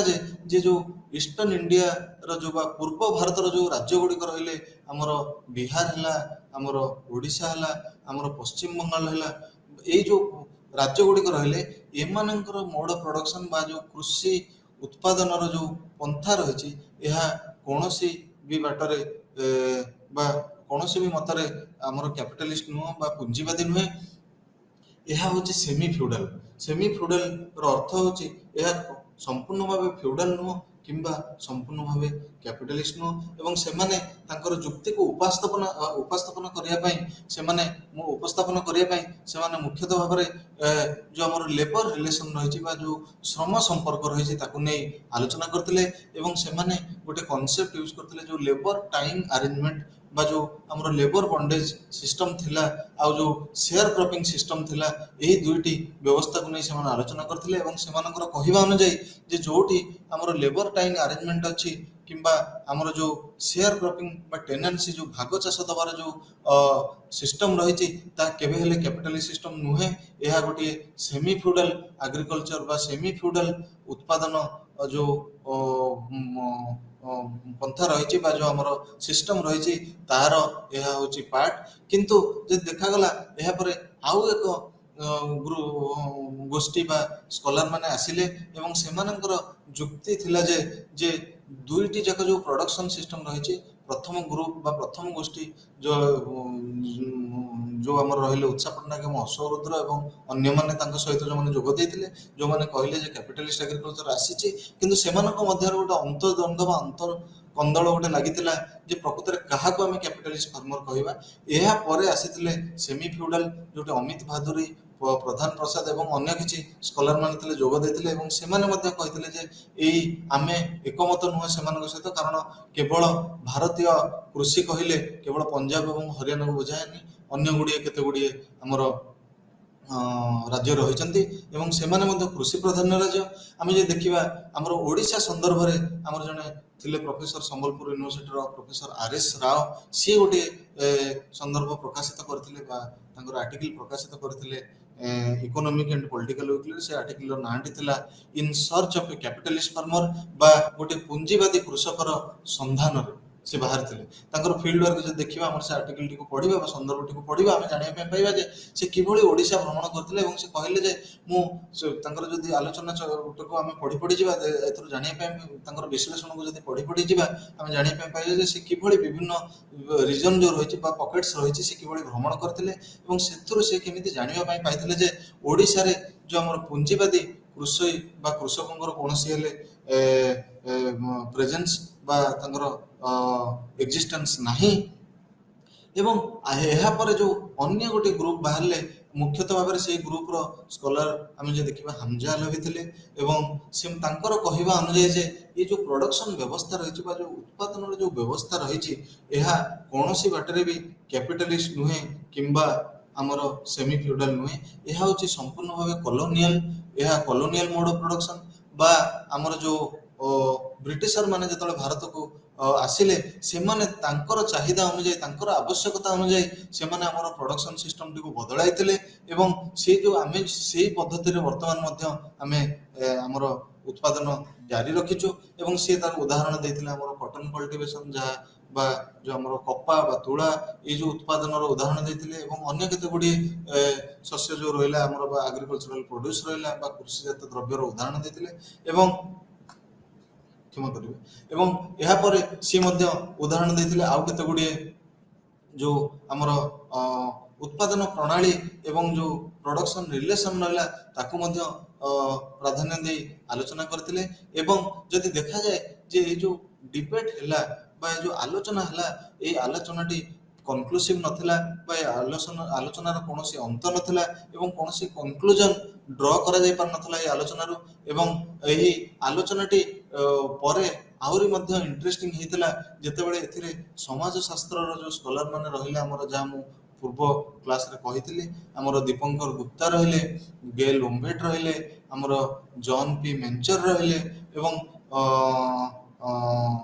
ଅନ୍ୟ କେତେ ଗୁଡ଼ିଏ ସ୍କଲାର ରହିଲେ, କ୍ୟାଥଲିନ୍ ଗଫ୍ ରହିଲେ। ଏମାନେ ଯେତେବେଳେ ଏଇ ଯେଉଁ ଡିବେଟ୍ ବା ଯେଉଁ ଆଲୋଚନାରେ ଯୋଗ ଦେଲେ ସେତେବେଳେ ସେ ଆଲୋଚନାଟି ଆହୁରି ମିନିଂଫୁଲ୍ ହେଇଥିଲା, ବହୁତ ଇଣ୍ଟରେଷ୍ଟିଂ ହେଇଥିଲା ଏବଂ ସୋସିଓଲୋଜିଷ୍ଟ ବା ସମାଜ ବିଜ୍ଞାନର ସ୍କଲାର ଏବଂ ଆନ୍ଥ୍ରୋପୋଲୋଜିର ସ୍କଲାର ମାନେ ଯେତେବେଳେ ଏଇ ଯୋଗ ଡିବେଟ୍ ବା ଏଇ ଯେଉଁ ଆଲୋଚନାରେ ଯୋଗ ଦେଇଥିଲେ ଏହାକୁ ଏକ ନୂଆ ଦିଗନ୍ତ ମିଳିଥିଲା। ବର୍ତ୍ତମାନ ଆମେ ଏଇଠି ଆମର ଆଲୋଚନାଟିକୁ ଆମର ଯେଉଁ ଡୋମେଷ୍ଟିକ୍ ମୋଡ୍ ଅଫ୍ ପ୍ରଡକ୍ସନଟିକୁ ଏଇଠି ରଖିବା ଏବଂ ଆମର ପରବର୍ତ୍ତୀ କ୍ଲାସକୁ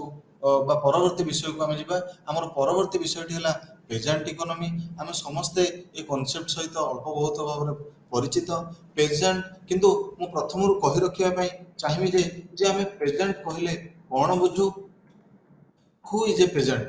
ଆମେ ଯଦି ଦେଖୁ ବହୁତ ସମୟରେ ଲୋକ କୁହନ୍ତି ପେଜାଣ୍ଟ ଇଜ୍ ଏ ଫାର୍ମର ବା ଫାର୍ମର ଆଉ ପେଜାଣ୍ଟ ଏ ଯେଉଁ ଦୁଇଟା କନସେପ୍ଟକୁ ସେମାନେ ବହୁତ ଇଣ୍ଟରଚେଞ୍ଜେବଲି ବା ତାର ଅର୍ଥ ନ ବୁଝି ବ୍ୟବହାର କରିଥାନ୍ତି କିନ୍ତୁ ପ୍ରକୃତରେ ଦେଖିଲେ ଏ ଯେଉଁ ଫାର୍ମର ଆଉ ପେଜାଣ୍ଟ ଏଇ ଦୁଇଟି କନସେପ୍ଟକୁ ନେଇ ବହୁତ ଲମ୍ବା ତର୍କ ଏବଂ ବିତର୍କ ଅଛି ଏବଂ ଏଥିରେ ଗୁଡ଼ିଏ ଅର୍ଥନୀତିର ସ୍କଲାର, ଆନ୍ଥ୍ରୋପୋଲୋଜିର ସ୍କଲାର, ସମାଜ ବିଜ୍ଞାନର ସ୍କଲାର ସମସ୍ତ ବା ଯେଉଁ ଆମର ଇତିହାସର ସ୍କଲାର, ହିଷ୍ଟ୍ରିର ସ୍କଲାର ସମସ୍ତେ ଏଥିରେ ଯୋଗ ଦେଇଥିଲେ ଏବଂ এই ଡିବେଟଟି ବହୁତ ଦିନ ଧରି ଚାଲି ରହିଥିଲା ଏବଂ ଯଦି ଆମେ ଦେଖାଯାଏ ପ୍ରଥମେ ଆମେ ଦେଖିବା ଏଇ ଯେଉଁ କନସେପ୍ଟ ଅଫ ପେଜାଣ୍ଟ ବା ପେଜାଣ୍ଟ କଲଚର ବା ଯେଉଁ ପେଜାଣ୍ଟ ମାନଙ୍କର ଯେଉଁ ସଂସ୍କୃତି ରହିଛି ଏ ବିଷୟରେ ପ୍ରଥମେ ଆଲୋଚନା କରିଥିଲେ ଆମର ଆଲଫ୍ରେଡ କ୍ରୋଏବର 1948 ମସିହାରେ ସେ ଏକ ପୁସ୍ତକ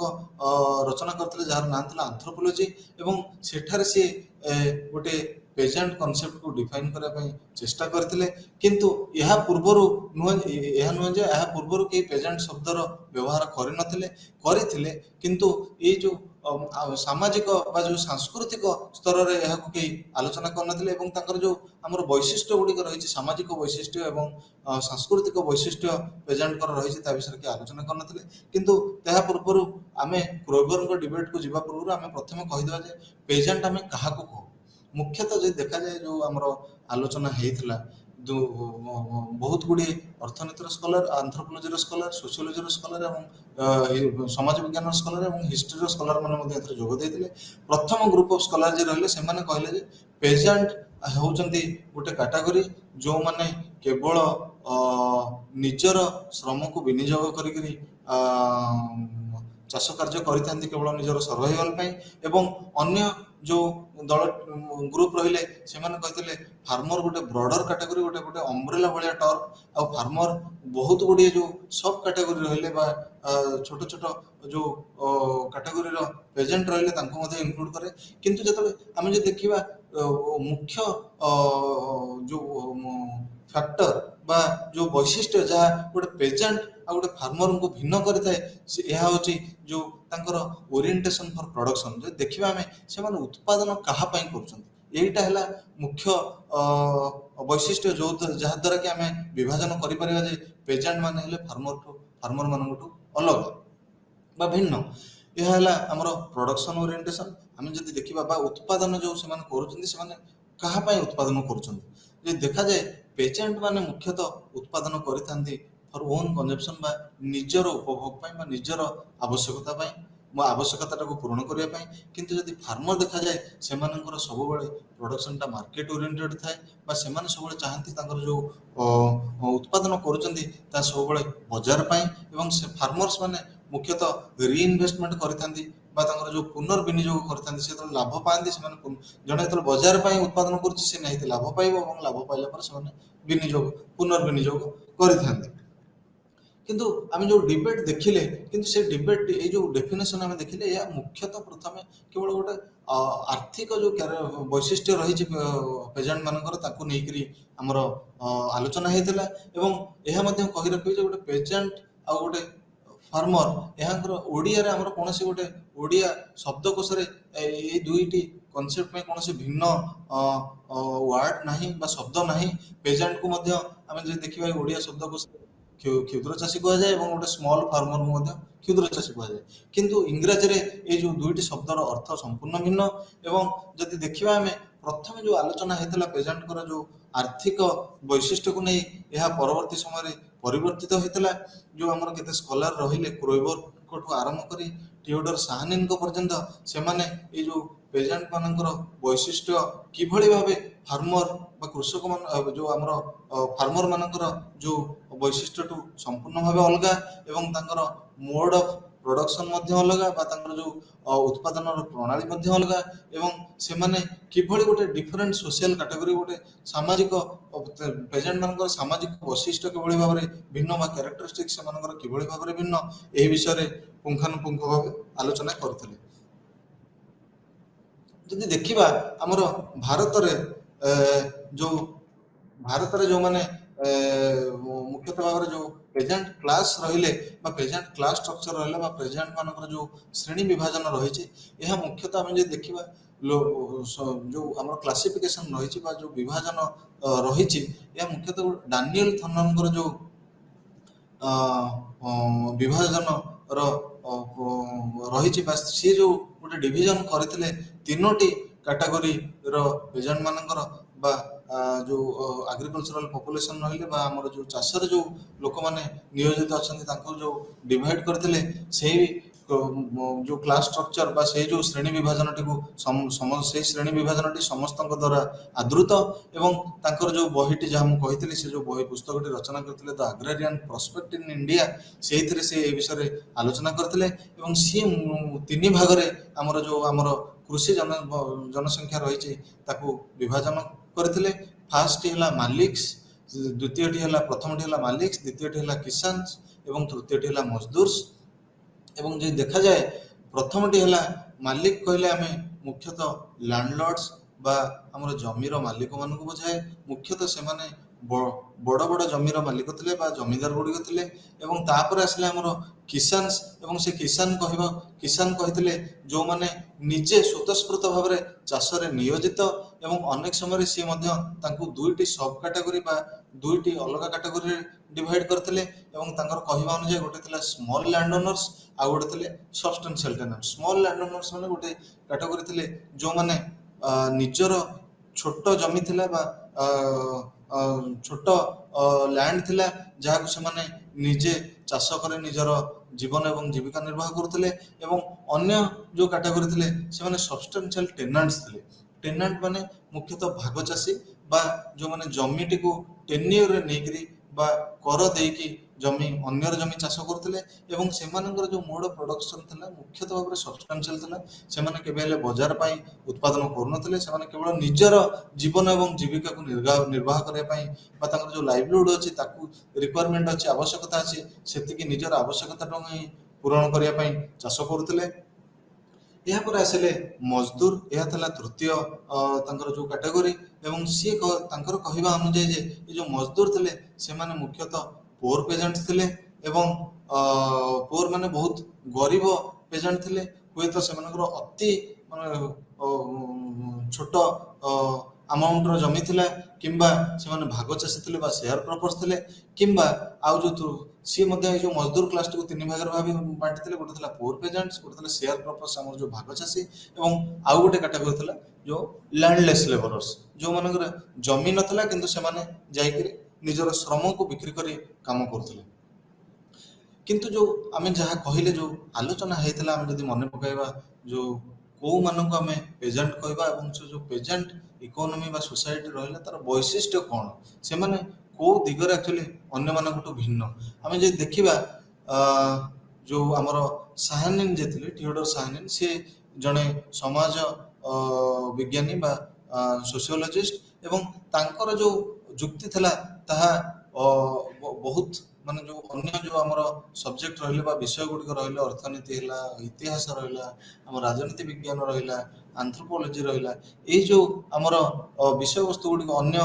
ସିଷ୍ଟର ସବଜେକ୍ଟସ୍ ରହିଲା ଆମର ଯୋଉ ସୋସିଓଲୋଜିର, ସେମାନଙ୍କ ଦ୍ୱାରା ତାଙ୍କର ଏହି ବ୍ୟାଖ୍ୟାଟି ଆଦୃତ ହୋଇଥିଲା। କାରଣ ସିଏ ଯୋଉ ବୈଶିଷ୍ଟ୍ୟ ଗୁଡ଼ିକ ଦେଇଥିଲେ ତାହା ମୁଖ୍ୟତଃ ଅ, ଅ, ତର୍ଜମା କରିବା ପରେ ଅର୍ଥନୀତିର ସ୍କଲାର ମାନଙ୍କର ବୈଶିଷ୍ଟ୍ୟ ଗୁଡ଼ିକ ତର୍ଜମା କରିବା ପରେ, ଇତିହାସର ସ୍କଲାର ମାନଙ୍କର ଯୋଉ ବୈଶିଷ୍ଟ୍ୟ ଦେଇଥିଲେ ତାକୁ ତର୍ଜମା କରିବା ପରେ, ଏବଂ ଆମର ଯୋଉ ରହିଲେ ଆମର ଆନ୍ଥ୍ରୋପୋଲୋଜିର ଯୋଉ ସ୍କଲାର ମାନେ ରହିଲେ ତାଙ୍କର ବୈଶିଷ୍ଟ୍ୟ ଗୁଡ଼ିକ ତର୍ଜମା କଲା ପରେ ସିଏ ଏହି ଯୋଉ ବୈଶିଷ୍ଟ୍ୟ ଗୁଡ଼ିକ ଦେଇଥିଲେ। ଏବଂ ତାଙ୍କ ବୈଶିଷ୍ଟ୍ୟ ଯାହାକୁ ଦେଖାଯାଏ ମୋଷ୍ଟ ଇନକ୍ଲୁସିଭ୍ ଆମେ କହିବା, ସେମାନେ ମୁଖ୍ୟତଃ ସବୁ ବିଷୟ ଗୁଡ଼ିକ ଅନୁଧ୍ୟାନ କଲା ପରେ ସେ ଏହାକୁ ଡେଭଲପ୍ କରିଥିଲେ। ଏବଂ ତାଙ୍କର କହିବା ଅନୁଯାୟୀ ଯେ ପେଜେଣ୍ଟ ଇକୋନୋମିରେ ଗୋଟେ ଆମର ପ୍ରାଇମେରୀ ୟୁନିଟ୍, ପ୍ରଥମ ଯୋଉ ୟୁନିଟ୍ ରହିଲା ଉତ୍ପାଦନର, ତାହା ହେଉଛି ପରିବାର ବା ଫ୍ୟାମିଲି। ଏବଂ ଏହା ମାନେ ନୁହେଁ ଯେ ସବୁବେଳେ ଫ୍ୟାମିଲି ବଡ଼ ହୋଇଥିବା ଦରକାର, ଅନେକ ସମୟରେ ଛୋଟ ମଧ୍ୟ ହୋଇଥିଲେ ବି ସେମାନେ ମଧ୍ୟ ଗୋଟେ ତାକୁ ନେଇ ମଧ୍ୟ ସେମାନେ ଉତ୍ପାଦନ କରିଥାନ୍ତି। ଏବଂ ଫ୍ୟାମିଲି ସିଏ କହିବା କଥା ଯେ ଏଠି ଫ୍ୟାମିଲିର ମେମ୍ବର ମାନଙ୍କ ସଂଖ୍ୟା ଏଠାରେ କୌଣସି ଭ୍ୟାଲୁ ରଖେ ନା, ହୁଏତ 2 ଜଣ ହେଇପାରନ୍ତି, ହୁଏତ 4 ଜଣ ହେଇପାରନ୍ତି, ହୁଏତ 6 ଜଣ ହେଇପାରନ୍ତି, କିନ୍ତୁ ଯୋଉ ପ୍ରଡକ୍ସନ ବା ଯୋଉ ଆମର ପ୍ରଥମ ଯୋଉ ଯୋଉ ମୁଖ୍ୟ ୟୁନିଟ୍ ଥିଲା ଆମର ଯୋଉ ଉତ୍ପାଦନର ପ୍ରଡକ୍ସନ ୟୁନିଟ୍ର, ସେଟା ଫ୍ୟାମିଲି ଥିଲା ଏବଂ ବା ପରିବାର ଥିଲା। ଏବଂ ଦ୍ୱିତୀୟରେ କହିଲେ ଲ୍ୟାଣ୍ଡ ହଜବେଣ୍ଡରୀ ବା ଆମର ଜମି ଚାଷ ହିଁ ତାଙ୍କର ମୁଖ୍ୟ ଯୋଉ ଆମର ରୋଜଗାର କରିବାର ପନ୍ଥା ଥିଲା ବା ତାଙ୍କର ଜୀବନ ଏବଂ ଜୀବିକା ନିର୍ବାହ କରିବାର ପନ୍ଥା ଥିଲା। ତାପରେ ତୃତୀୟରେ ସେ କହିଥିଲେ ୟୁଜ୍ ଅଫ୍ ଫ୍ୟାମିଲି ଲେବର, ବା ସେମାନେ ମୁଖ୍ୟତଃ ଯୋଉ ରହିଲେ ପେଜେଣ୍ଟ ମାନେ, ସେମାନେ ମୁଖ୍ୟତଃ ନିଜର ଯୋଉ ଆମର ରହିଲେ ପରିବାରର ସଦସ୍ୟମାନେ ରହିଲେ ସେଇମାନଙ୍କୁ ନିୟୋଜିତ କରିକିରି ତାଙ୍କର ଚାଷ କାର୍ଯ୍ୟ ବା କୃଷି କାର୍ଯ୍ୟ ସମ୍ପାଦନ କରୁଥିଲେ। ଏବଂ ଚତୁର୍ଥ ରହିଲା ଆମର ସବସିଷ୍ଟେନ୍ସ ପ୍ରଡକ୍ସନ। ସବସିଷ୍ଟେନ୍ସ ପ୍ରଡକ୍ସନ ମାନେ ହେଲା କେବଳ ନିଜର ଯେତିକି ଆବଶ୍ୟକତା ଅଛି ବଞ୍ଚିବା ପାଇଁ ବା ନିଜର ଯେତିକି ଆବଶ୍ୟକତା ଅଛି ନିଜର ଗୁଜୁରାଣ ମେଣ୍ଟିବା ପାଇଁ, କେବଳ ସେତିକି ହିଁ ସେମାନେ ଉତ୍ପାଦନ କରୁଥିଲେ। ଏବଂ କେବେ ହେଲେ ତାଙ୍କର ଯୋଉ ଉତ୍ପାଦନର ଲକ୍ଷ୍ୟ ଯୋଉ ରହିଥିଲା ତାହା କେବେ ହେଲେ ବଜାର ପାଇଁ ବଜାରରେ ବିକ୍ରି କରିବା ପାଇଁ ନଥିଲା। ଏହା କେବଳ ତାଙ୍କର ଯୋଉ ଆବଶ୍ୟକତାଟା ଅଛି ଫୁଡ୍ ଗ୍ରେନ୍ ରିକ୍ୱାରମେଣ୍ଟ ବା ଯୋଉ ଖାଦ୍ୟ ଶସ୍ୟର ଯୋଉ ଆବଶ୍ୟକତାଟା ଥିଲା, କେବଳ ସେଇଆକୁ ହିଁ ପୂରଣ କରିବା ପାଇଁ ସେମାନେ ମୁଖ୍ୟତଃ ଭାବରେ ଉତ୍ପାଦନ କରୁଥିଲେ। ଏବଂ ଶେଷରେ ହେଲା ଯୋଉ ଆମର ଅଣ୍ଡରଡଗ୍ ପୋଜିସନ। ଏହା ମୁଖ୍ୟତଃ ଯେତେବେଳେ ସାହାନିନ୍ ଗୋଟେ ପଲିଟିକାଲ ନେଚର ବା ଯୋଉ ରାଜନୈତିକ ବୈଶିଷ୍ଟ୍ୟ ରହିଛି ଗୋଟେ ପେଜେଣ୍ଟର, ତାକୁ ଯେତେବେଳେ ଆନାଲିସିସ୍ କଲେ ବା ତର୍ଜମା କଲେ, ସେ କହିଲେ ଯେ ପେଜେଣ୍ଟ ଗୋଟେ ସେ ସବୁବେଳେ ମାନେ ସପ୍ରେସ୍ଡ କ୍ୟାଟାଗୋରୀ ବା ଯୋଉ ଆମର ଡୋମିନେଟେଡ୍ କ୍ୟାଟାଗୋରୀ ପେଜେଣ୍ଟ, ଯେହେତୁ ସେମାନେ ମୁଖ୍ୟତଃ ଭାବରେ ସେମାନଙ୍କର ପାଖରେ ମିନ୍ସ ଅଫ ପ୍ରଡକ୍ସନ ବା ତାଙ୍କର ଯୋଉ ମାଧ୍ୟମ ରହିଛି ଉତ୍ପାଦନର, ତାଙ୍କର ସେଗୁଡ଼ିକ ନଥାଏ ବା ସେମାନଙ୍କ ପାଖରେ ଜମି ବହୁତ କମ୍ ଥାଏ କିମ୍ବା ଅନେକ କେସରେ ଅନେକ ସମୟରେ ଜମିର ସେମାନେ ମାଲିକ ହୋଇନଥାନ୍ତି। ତେଣୁ ସେମାନେ ସବୁବେଳେ ଗୋଟେ ଅପର କ୍ଲାସ ଯୋଉ ରହିଲେ ବା ଯୋଉ ଲ୍ୟାଣ୍ଡେଡ୍ କ୍ଲାସ ରହିଲେ, ସେମାନଙ୍କ ବା ଜମିର ଯୋଉ ମାଲିକ ମାନେ ରହିଲେ ବଡ଼ ଚାଷୀମାନେ, ସେଇମାନଙ୍କ ଦ୍ୱାରା ସେମାନେ ଡୋମିନେଟ୍ ହେଇଥାନ୍ତି। ଏବଂ ସେମାନଙ୍କର କୌଣସି ରାଜନୈତିକ ସ୍ୱାଧୀନତା ନଥାଏ। ସେମାନେ ସବୁ କଥାରେ ସବୁ ଡିସିସନ ପଲିଟିକାଲ ଡିସିସନ ଯୋଉ ରହିଛି ତାକୁ ସେମାନେ ସବୁବେଳେ ସେ ଯୋଉ ଜମି ମାଲିକ ମାନଙ୍କୁ ବା ଲ୍ୟାଣ୍ଡ ଓନର ମାନଙ୍କୁ ପଚାରିକି ନେଇଥାନ୍ତି। ତେଣୁ ସେମାନେ ସବୁବେଳେ ଗୋଟେ ଅଣ୍ଡରଡଗ୍ ପୋଜିସନରେ ରହିଥାନ୍ତି। ଏହାପରେ ଆମେ ଆଲୋଚନା କରିବା ପେଜେଣ୍ଟ ମୁଭମେଣ୍ଟ ବିଷୟରେ ବା ଯୋଉ ଆମର ଆନ୍ଦୋଳନ ହେଉଛି କୃଷକ ଆନ୍ଦୋଳନ, ଏହା ବିଷୟରେ ଆଲୋଚନା କରିବା। କିନ୍ତୁ ଆଲୋଚନା କରିବା ପୂର୍ବରୁ କେତେ ଗୁଡ଼ିଏ ଆମର ଯୋଉ ବେସିକ୍ କନସେପ୍ଟ ରହିଛି ଏହା ଆମକୁ ନିହାତି ଜାଣିବା ଦରକାର। ଯେ ଆମେ ଯେତେବେଳେ ଗୋଟେ ଆଲୋଚନା କରୁ ଆମେ କହୁ ଯେ ଆମେ ମୁଖ୍ୟତଃ କହୁ ତେଭାଗା ମୁଭମେଣ୍ଟ ହେଲା, ଏହା ଗୋଟେ ପେଜେଣ୍ଟ ମୁଭମେଣ୍ଟ ଥିଲା ବା ଗୋଟେ ଯୋଉ କ୍ଷୁଦ୍ର ଚାଷୀ ମାନଙ୍କର ଗୋଟେ ମୁଭମେଣ୍ଟ ଥିଲା ଆମେ କହୁ। କିନ୍ତୁ ଯେତେବେଳେ ଆମେ ଆସୁ ମୋପ୍ଲା ରିବେଲିୟନ, ଆମେ ସେଠାରେ ମୁଭମେଣ୍ଟ ନ କହି ମୋପ୍ଲା ମୁଭମେଣ୍ଟ ନ କହି ଆମେ ମୋପ୍ଲା ରିବେଲିୟନ କହିଥାଉ। ଆମେ ଏହା କାହିଁକି କହିଥାଉ, କିମ୍ବା ଯେତେବେଳେ ଆମେ ଗୋଟେ ମାଓଇଷ୍ଟ ଇନସର୍ଜେନ୍ସି କହିଥାଉ, ଆକୁ କାହିଁ ଆମେ ମାଓଇଷ୍ଟ ରିବେଲିୟନ ମୁଭମେଣ୍ଟ କାହିଁ କହିନଥାଉ। କିନ୍ତୁ ଯେ ଦେଖିବା ଏଇ ଯୋଉ କନସେପ୍ଟ ଗୁଡ଼ିକ ରହିଛି ଆକୁ ମୁଖ୍ୟତଃ ଭାବେ ଲୋକମାନେ ଏହାର ବା ସ୍କଲାର ମାନେ ଯେଉଁମାନେ ବ୍ୟବହାର କରନ୍ତି ଆକୁ ଏହାର ଓଭରଲାପିଂଲି ବା ଅର୍ଥ ନ ବୁଝିକିରି ବ୍ୟବହାର କରିଥାନ୍ତି। କିନ୍ତୁ ଆମେ ଯଦି ଦେଖିବା ଯେଉଁ ଆମର pageant movement studies on pageant movement ଯେଉଁ ସ୍କଲାର ମାନେ ପେଜେଣ୍ଟ ମୁଭମେଣ୍ଟ ଉପରେ ବା ଯେଉଁ କୃଷକ ଆନ୍ଦୋଳନ ଉପରେ ଯେଉଁମାନେ ନିଜର ଗବେଷଣା କରିଛନ୍ତି ସେମାନଙ୍କର ମତ ହେଲା ଯେ ଏଇ ଯେଉଁ କନସେପ୍ଟ ଗୁଡ଼ିକ ଏହାର ଭିନ୍ନ ଅର୍ଥ ଏବଂ ଯଦି ଦେଖାଯାଏ ଯଦି ମୁଭମେଣ୍ଟ କଥା ଆମେ ଦେଖିବା ମୁଭମେଣ୍ଟଟା ହେଉଛି ଯେଉଁ ଆନ୍ଦୋଳନ ହେଉଛି ଏହା ସବୁବେଳେ ଗୋଟେ ଗଣତାନ୍ତ୍ରିକ ଫ୍ରେମୱାର୍କ ବା ଡେମୋକ୍ରାଟିକ ଫ୍ରେମୱାର୍କରେ ହେଇଥାଏ ଏବଂ ମୁଭମେଣ୍ଟଟି ସବୁବେଳେ କମ୍ ଭାଓଲେନ୍ସ ବା ହିଂସା ମୁଭମେଣ୍ଟରେ ସବୁବେଳେ କମ୍ ହିଂସା ନିୟୋଜିତ ହୋଇଥାଏ ଏବଂ ବେଳେବେଳେ ହଁ ଏମିତି ବି ହେଇଥାଏ ବେଳେବେଳେ ହିଂସା ସୃଷ୍ଟି ହୋଇଥାଏ କିନ୍ତୁ ଏହା ଅନେକ ସମୟରେ ସ୍ପୋରାଡିକ୍ ବା ଗୋଟେ ସିଚୁଏସନ୍ ବା ଗୋଟେ ସମୟକୁ ନେଇକରି ହୋଇଥାଏ। ଉଦାହରଣ ସ୍ୱରୂପ ଯେଭଳି ଚାଷୀମାନେ ଆନ୍ଦୋଳନ କରୁଛନ୍ତି ଏବଂ ପୋଲିସ ଲାଠିଚାର୍ଜ କଲା ତେଣୁ ତାକୁ ରିଆକ୍ଟ କରି ବା ତାର ପ୍ରତିବାଦରେ ଚାଷୀମାନେ ବେଳେବେଳେ ଟେକାପଥର ଫିଙ୍ଗାଫିଙ୍ଗି କରିଥାନ୍ତି କିମ୍ବା କୌଣସି ଗାଡ଼ିରେ ନିଆଁ ଲଗାଇ ଦେଇଥାନ୍ତି। ଏଇଭଳି ଯେଉଁ ରେସ୍ପନ୍ସ ଥାଏ ବା ତାଙ୍କର ଯେଉଁ ଜବାବ ଥାଏ ଏହା ପ୍ଲାନ୍ ନୁହେଁ। ସେମାନେ ଆଗରୁ ପ୍ଲାନ୍ କରିକି ଆସିନଥାନ୍ତି ଯେ ଆମେ ଏଇଭଳି ହିଂସାକାଣ୍ଡ ଭିଆଇବୁ କି ଆମେ ଏଇଭଳି ହିଂସାକାଣ୍ଡ କରିବୁ। କିନ୍ତୁ ଯଦି ରିବେଲିୟନ ବା ଇନସର୍ଜେନ୍ସି ଦେଖାଯାଏ ଏଇ ଯେଉଁ rebellion uprising insurgency and Revolt ଏଇ ଯେଉଁ ଶବ୍ଦ ଗୁଡ଼ିକ ମୁଖ୍ୟତଃ ଏହାର ଅର୍ଥ ମୁଖ୍ୟତଃ ପାଖାପାଖି ସମାନ କିନ୍ତୁ ଏଇମାନଙ୍କ ଅର୍ଥ ଏବଂ ମୁଭମେଣ୍ଟ ଭିତରେ ଥିବା ପାର୍ଥକ୍ୟ ଏହା ଏଇ ଯେଉଁ କନସେପ୍ଟ ଗୁଡ଼ିକ ରହିଲା ମୁଭମେଣ୍ଟ ଏଇ ଯେଉଁ କନସେପ୍ଟ ଗୁଡ଼ିକଠୁ ମୁଭମେଣ୍ଟର ଅର୍ଥ ସମ୍ପୂର୍ଣ୍ଣ ଭିନ୍ନ ଏବଂ ରିବେଲିୟନ ଅପରାଇଜିଂ ଇନସରେକ୍ସନ ରିଭୋଲ୍ଟ ଏବଂ ଇନସରେନ୍ସି ଆମେ ଯଦି ଦେଖିବା ଏଇ କନସେପ୍ଟ ଗୁଡ଼ିକ ଲୋକ ସିନୋନିମସଲି ବା ଅଦଳ ବଦଳ କରି ବ୍ୟବହାର କରିଥାନ୍ତି ଏବଂ ଯଦି ଦେଖାଯାଏ ଏଇ ଯେଉଁ ରିବେଲିୟନ ବା ଅପରାଇଜିଂ ଏଥିରେ ମୁଖ୍ୟତଃ ଭାବେ ପେଜେଣ୍ଟ ମାନେ ବା ଭାଓଲେନ୍ସ ବା ହିଂସା ର ଯେଉଁ ବ୍ୟବହାର କରିଥାନ୍ତି ଅନେକ ସମୟରେ ମୁଖ୍ୟତଃ ଏହା ପ୍ଲାଣ୍ଟ ଥାଏ। ବହୁତ ସମୟରେ ଆମେ ଯଦି ଦେଖାଯାଏ ଏହା ପ୍ଲାଣ୍ଟ ଥାଏ ଯେଉଁମାନେ ଯାଆନ୍ତି ବା ରିବେଲିୟନ କରିବା ପାଇଁ ବା ଆମର କୌଣସି ଇନସର୍ଜେନ୍ସି କରିବା ପାଇଁ ସେମାନେ ଆଗରୁ ଗୋଟେ ବ୍ଲୁ ପ୍ରିଣ୍ଟ ତିଆରି କରିଥାନ୍ତି ଏବଂ ସେଠାରେ ଯାଇକି କିଭଳି ଭାବେ ସେମାନେ ପ୍ଲାନ୍ ଆଉଟ୍ କରିଥାନ୍ତି ବା ସେମାନେ ଯୋଜନା କରିଥାନ୍ତି ଆମେ କିଭଳି ଭାବେ ଯାଇକରି ଏଇ ଜିନିଷଟି କରିବୁ ଏଇ ହିଂସାଟି ଇଏ କରିବୁ ଜମି ମାଲିକ ଆମକୁ ଧାନ ଦଉନି କିଭଳି ଭାବରେ ଆମେ ହିଂସାକାଣ୍ଡଟି କରିବୁ କିଭଳି ଭାବେ ତାଙ୍କୁ ମାଡ଼ ମାରିବୁ ଏଇ ଯେଉଁ ଥାଏ ଯେଉଁ ଆମର ପ୍ଲାନ୍ କରିବା ଆଗରୁ ଏ ମୁଖ୍ୟତଃ ଆମେ ଯଦି ଦେଖିବା ରିବେଲିୟନ ଏବଂ ଇନସର୍ଜେନ୍ସିରେ ସେମାନେ ଯେଉଁମାନେ ରହିଲେ ନିୟୋଜିତ ହୋଇଥାନ୍ତି ସେମାନେ ମୁଖ୍ୟତଃ ପ୍ଲାନ୍ କରି ଯାଇଥାନ୍ତି ଏବଂ ସବୁଠୁ ମୁଖ୍ୟ ବୈଶିଷ୍ଟ୍ୟ ହେଲା ଏହାର ଯେ ଏଥିରେ ସବୁବେଳେ ଯେଉଁ ସିଷ୍ଟମ ଅଛି ବା ଯେଉଁ ଆମର ଯେଉଁ ଷ୍ଟେଟ୍ ଅଛି ଷ୍ଟେଟ୍କୁ ସେମାନେ ସବୁବେଳେ ଚାହାନ୍ତି ଯେ କିଭଳି ଓଭରଥ୍ରୋ କରିବା ପାଇଁ ବା ଆମର ବଦଳେଇ ଦେବା ପାଇଁ। ଯେମିତି ଆମେ ଉଦାହରଣ ସ୍ୱରୂପ ନେବା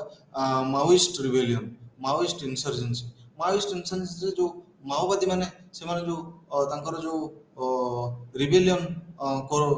ମାନେ ଯେଉଁ ହିଂସାକାଣ୍ଡ ଭିଆଉଛନ୍ତି ତାର ମୁଖ୍ୟ କାରଣ ହେଲା ସେମାନେ ଚାହୁଁଛନ୍ତି ଯେ ଗୋଟେ ଷ୍ଟେଟ୍କୁ କିଭଳି ଭାବେ ଅଲ୍ଟର କରିବେ ବା ଷ୍ଟେଟ୍କୁ କିଭଳି ଭାବେ ବଦଳେଇବେ ସମ୍ପୂର୍ଣ୍ଣ ଆଇନ ବ୍ୟବସ୍ଥାକୁ ବଦଳେଇବେ ସେମାନେ ଗୋଟେ ତାଙ୍କର ଅଟୋକ୍ରାଟିକ ଆଇନ ବ୍ୟବସ୍ଥା ନୂଆ ଆଇନ ବ୍ୟବସ୍ଥା ଆଣିବେ ଏଇଭଳି ଭାବରେ ତାଙ୍କର ଏ ଯେଉଁ ଆମର ମୋଟିଭ ରହିଛି ମୁଖ୍ୟତଃ ଭାବରେ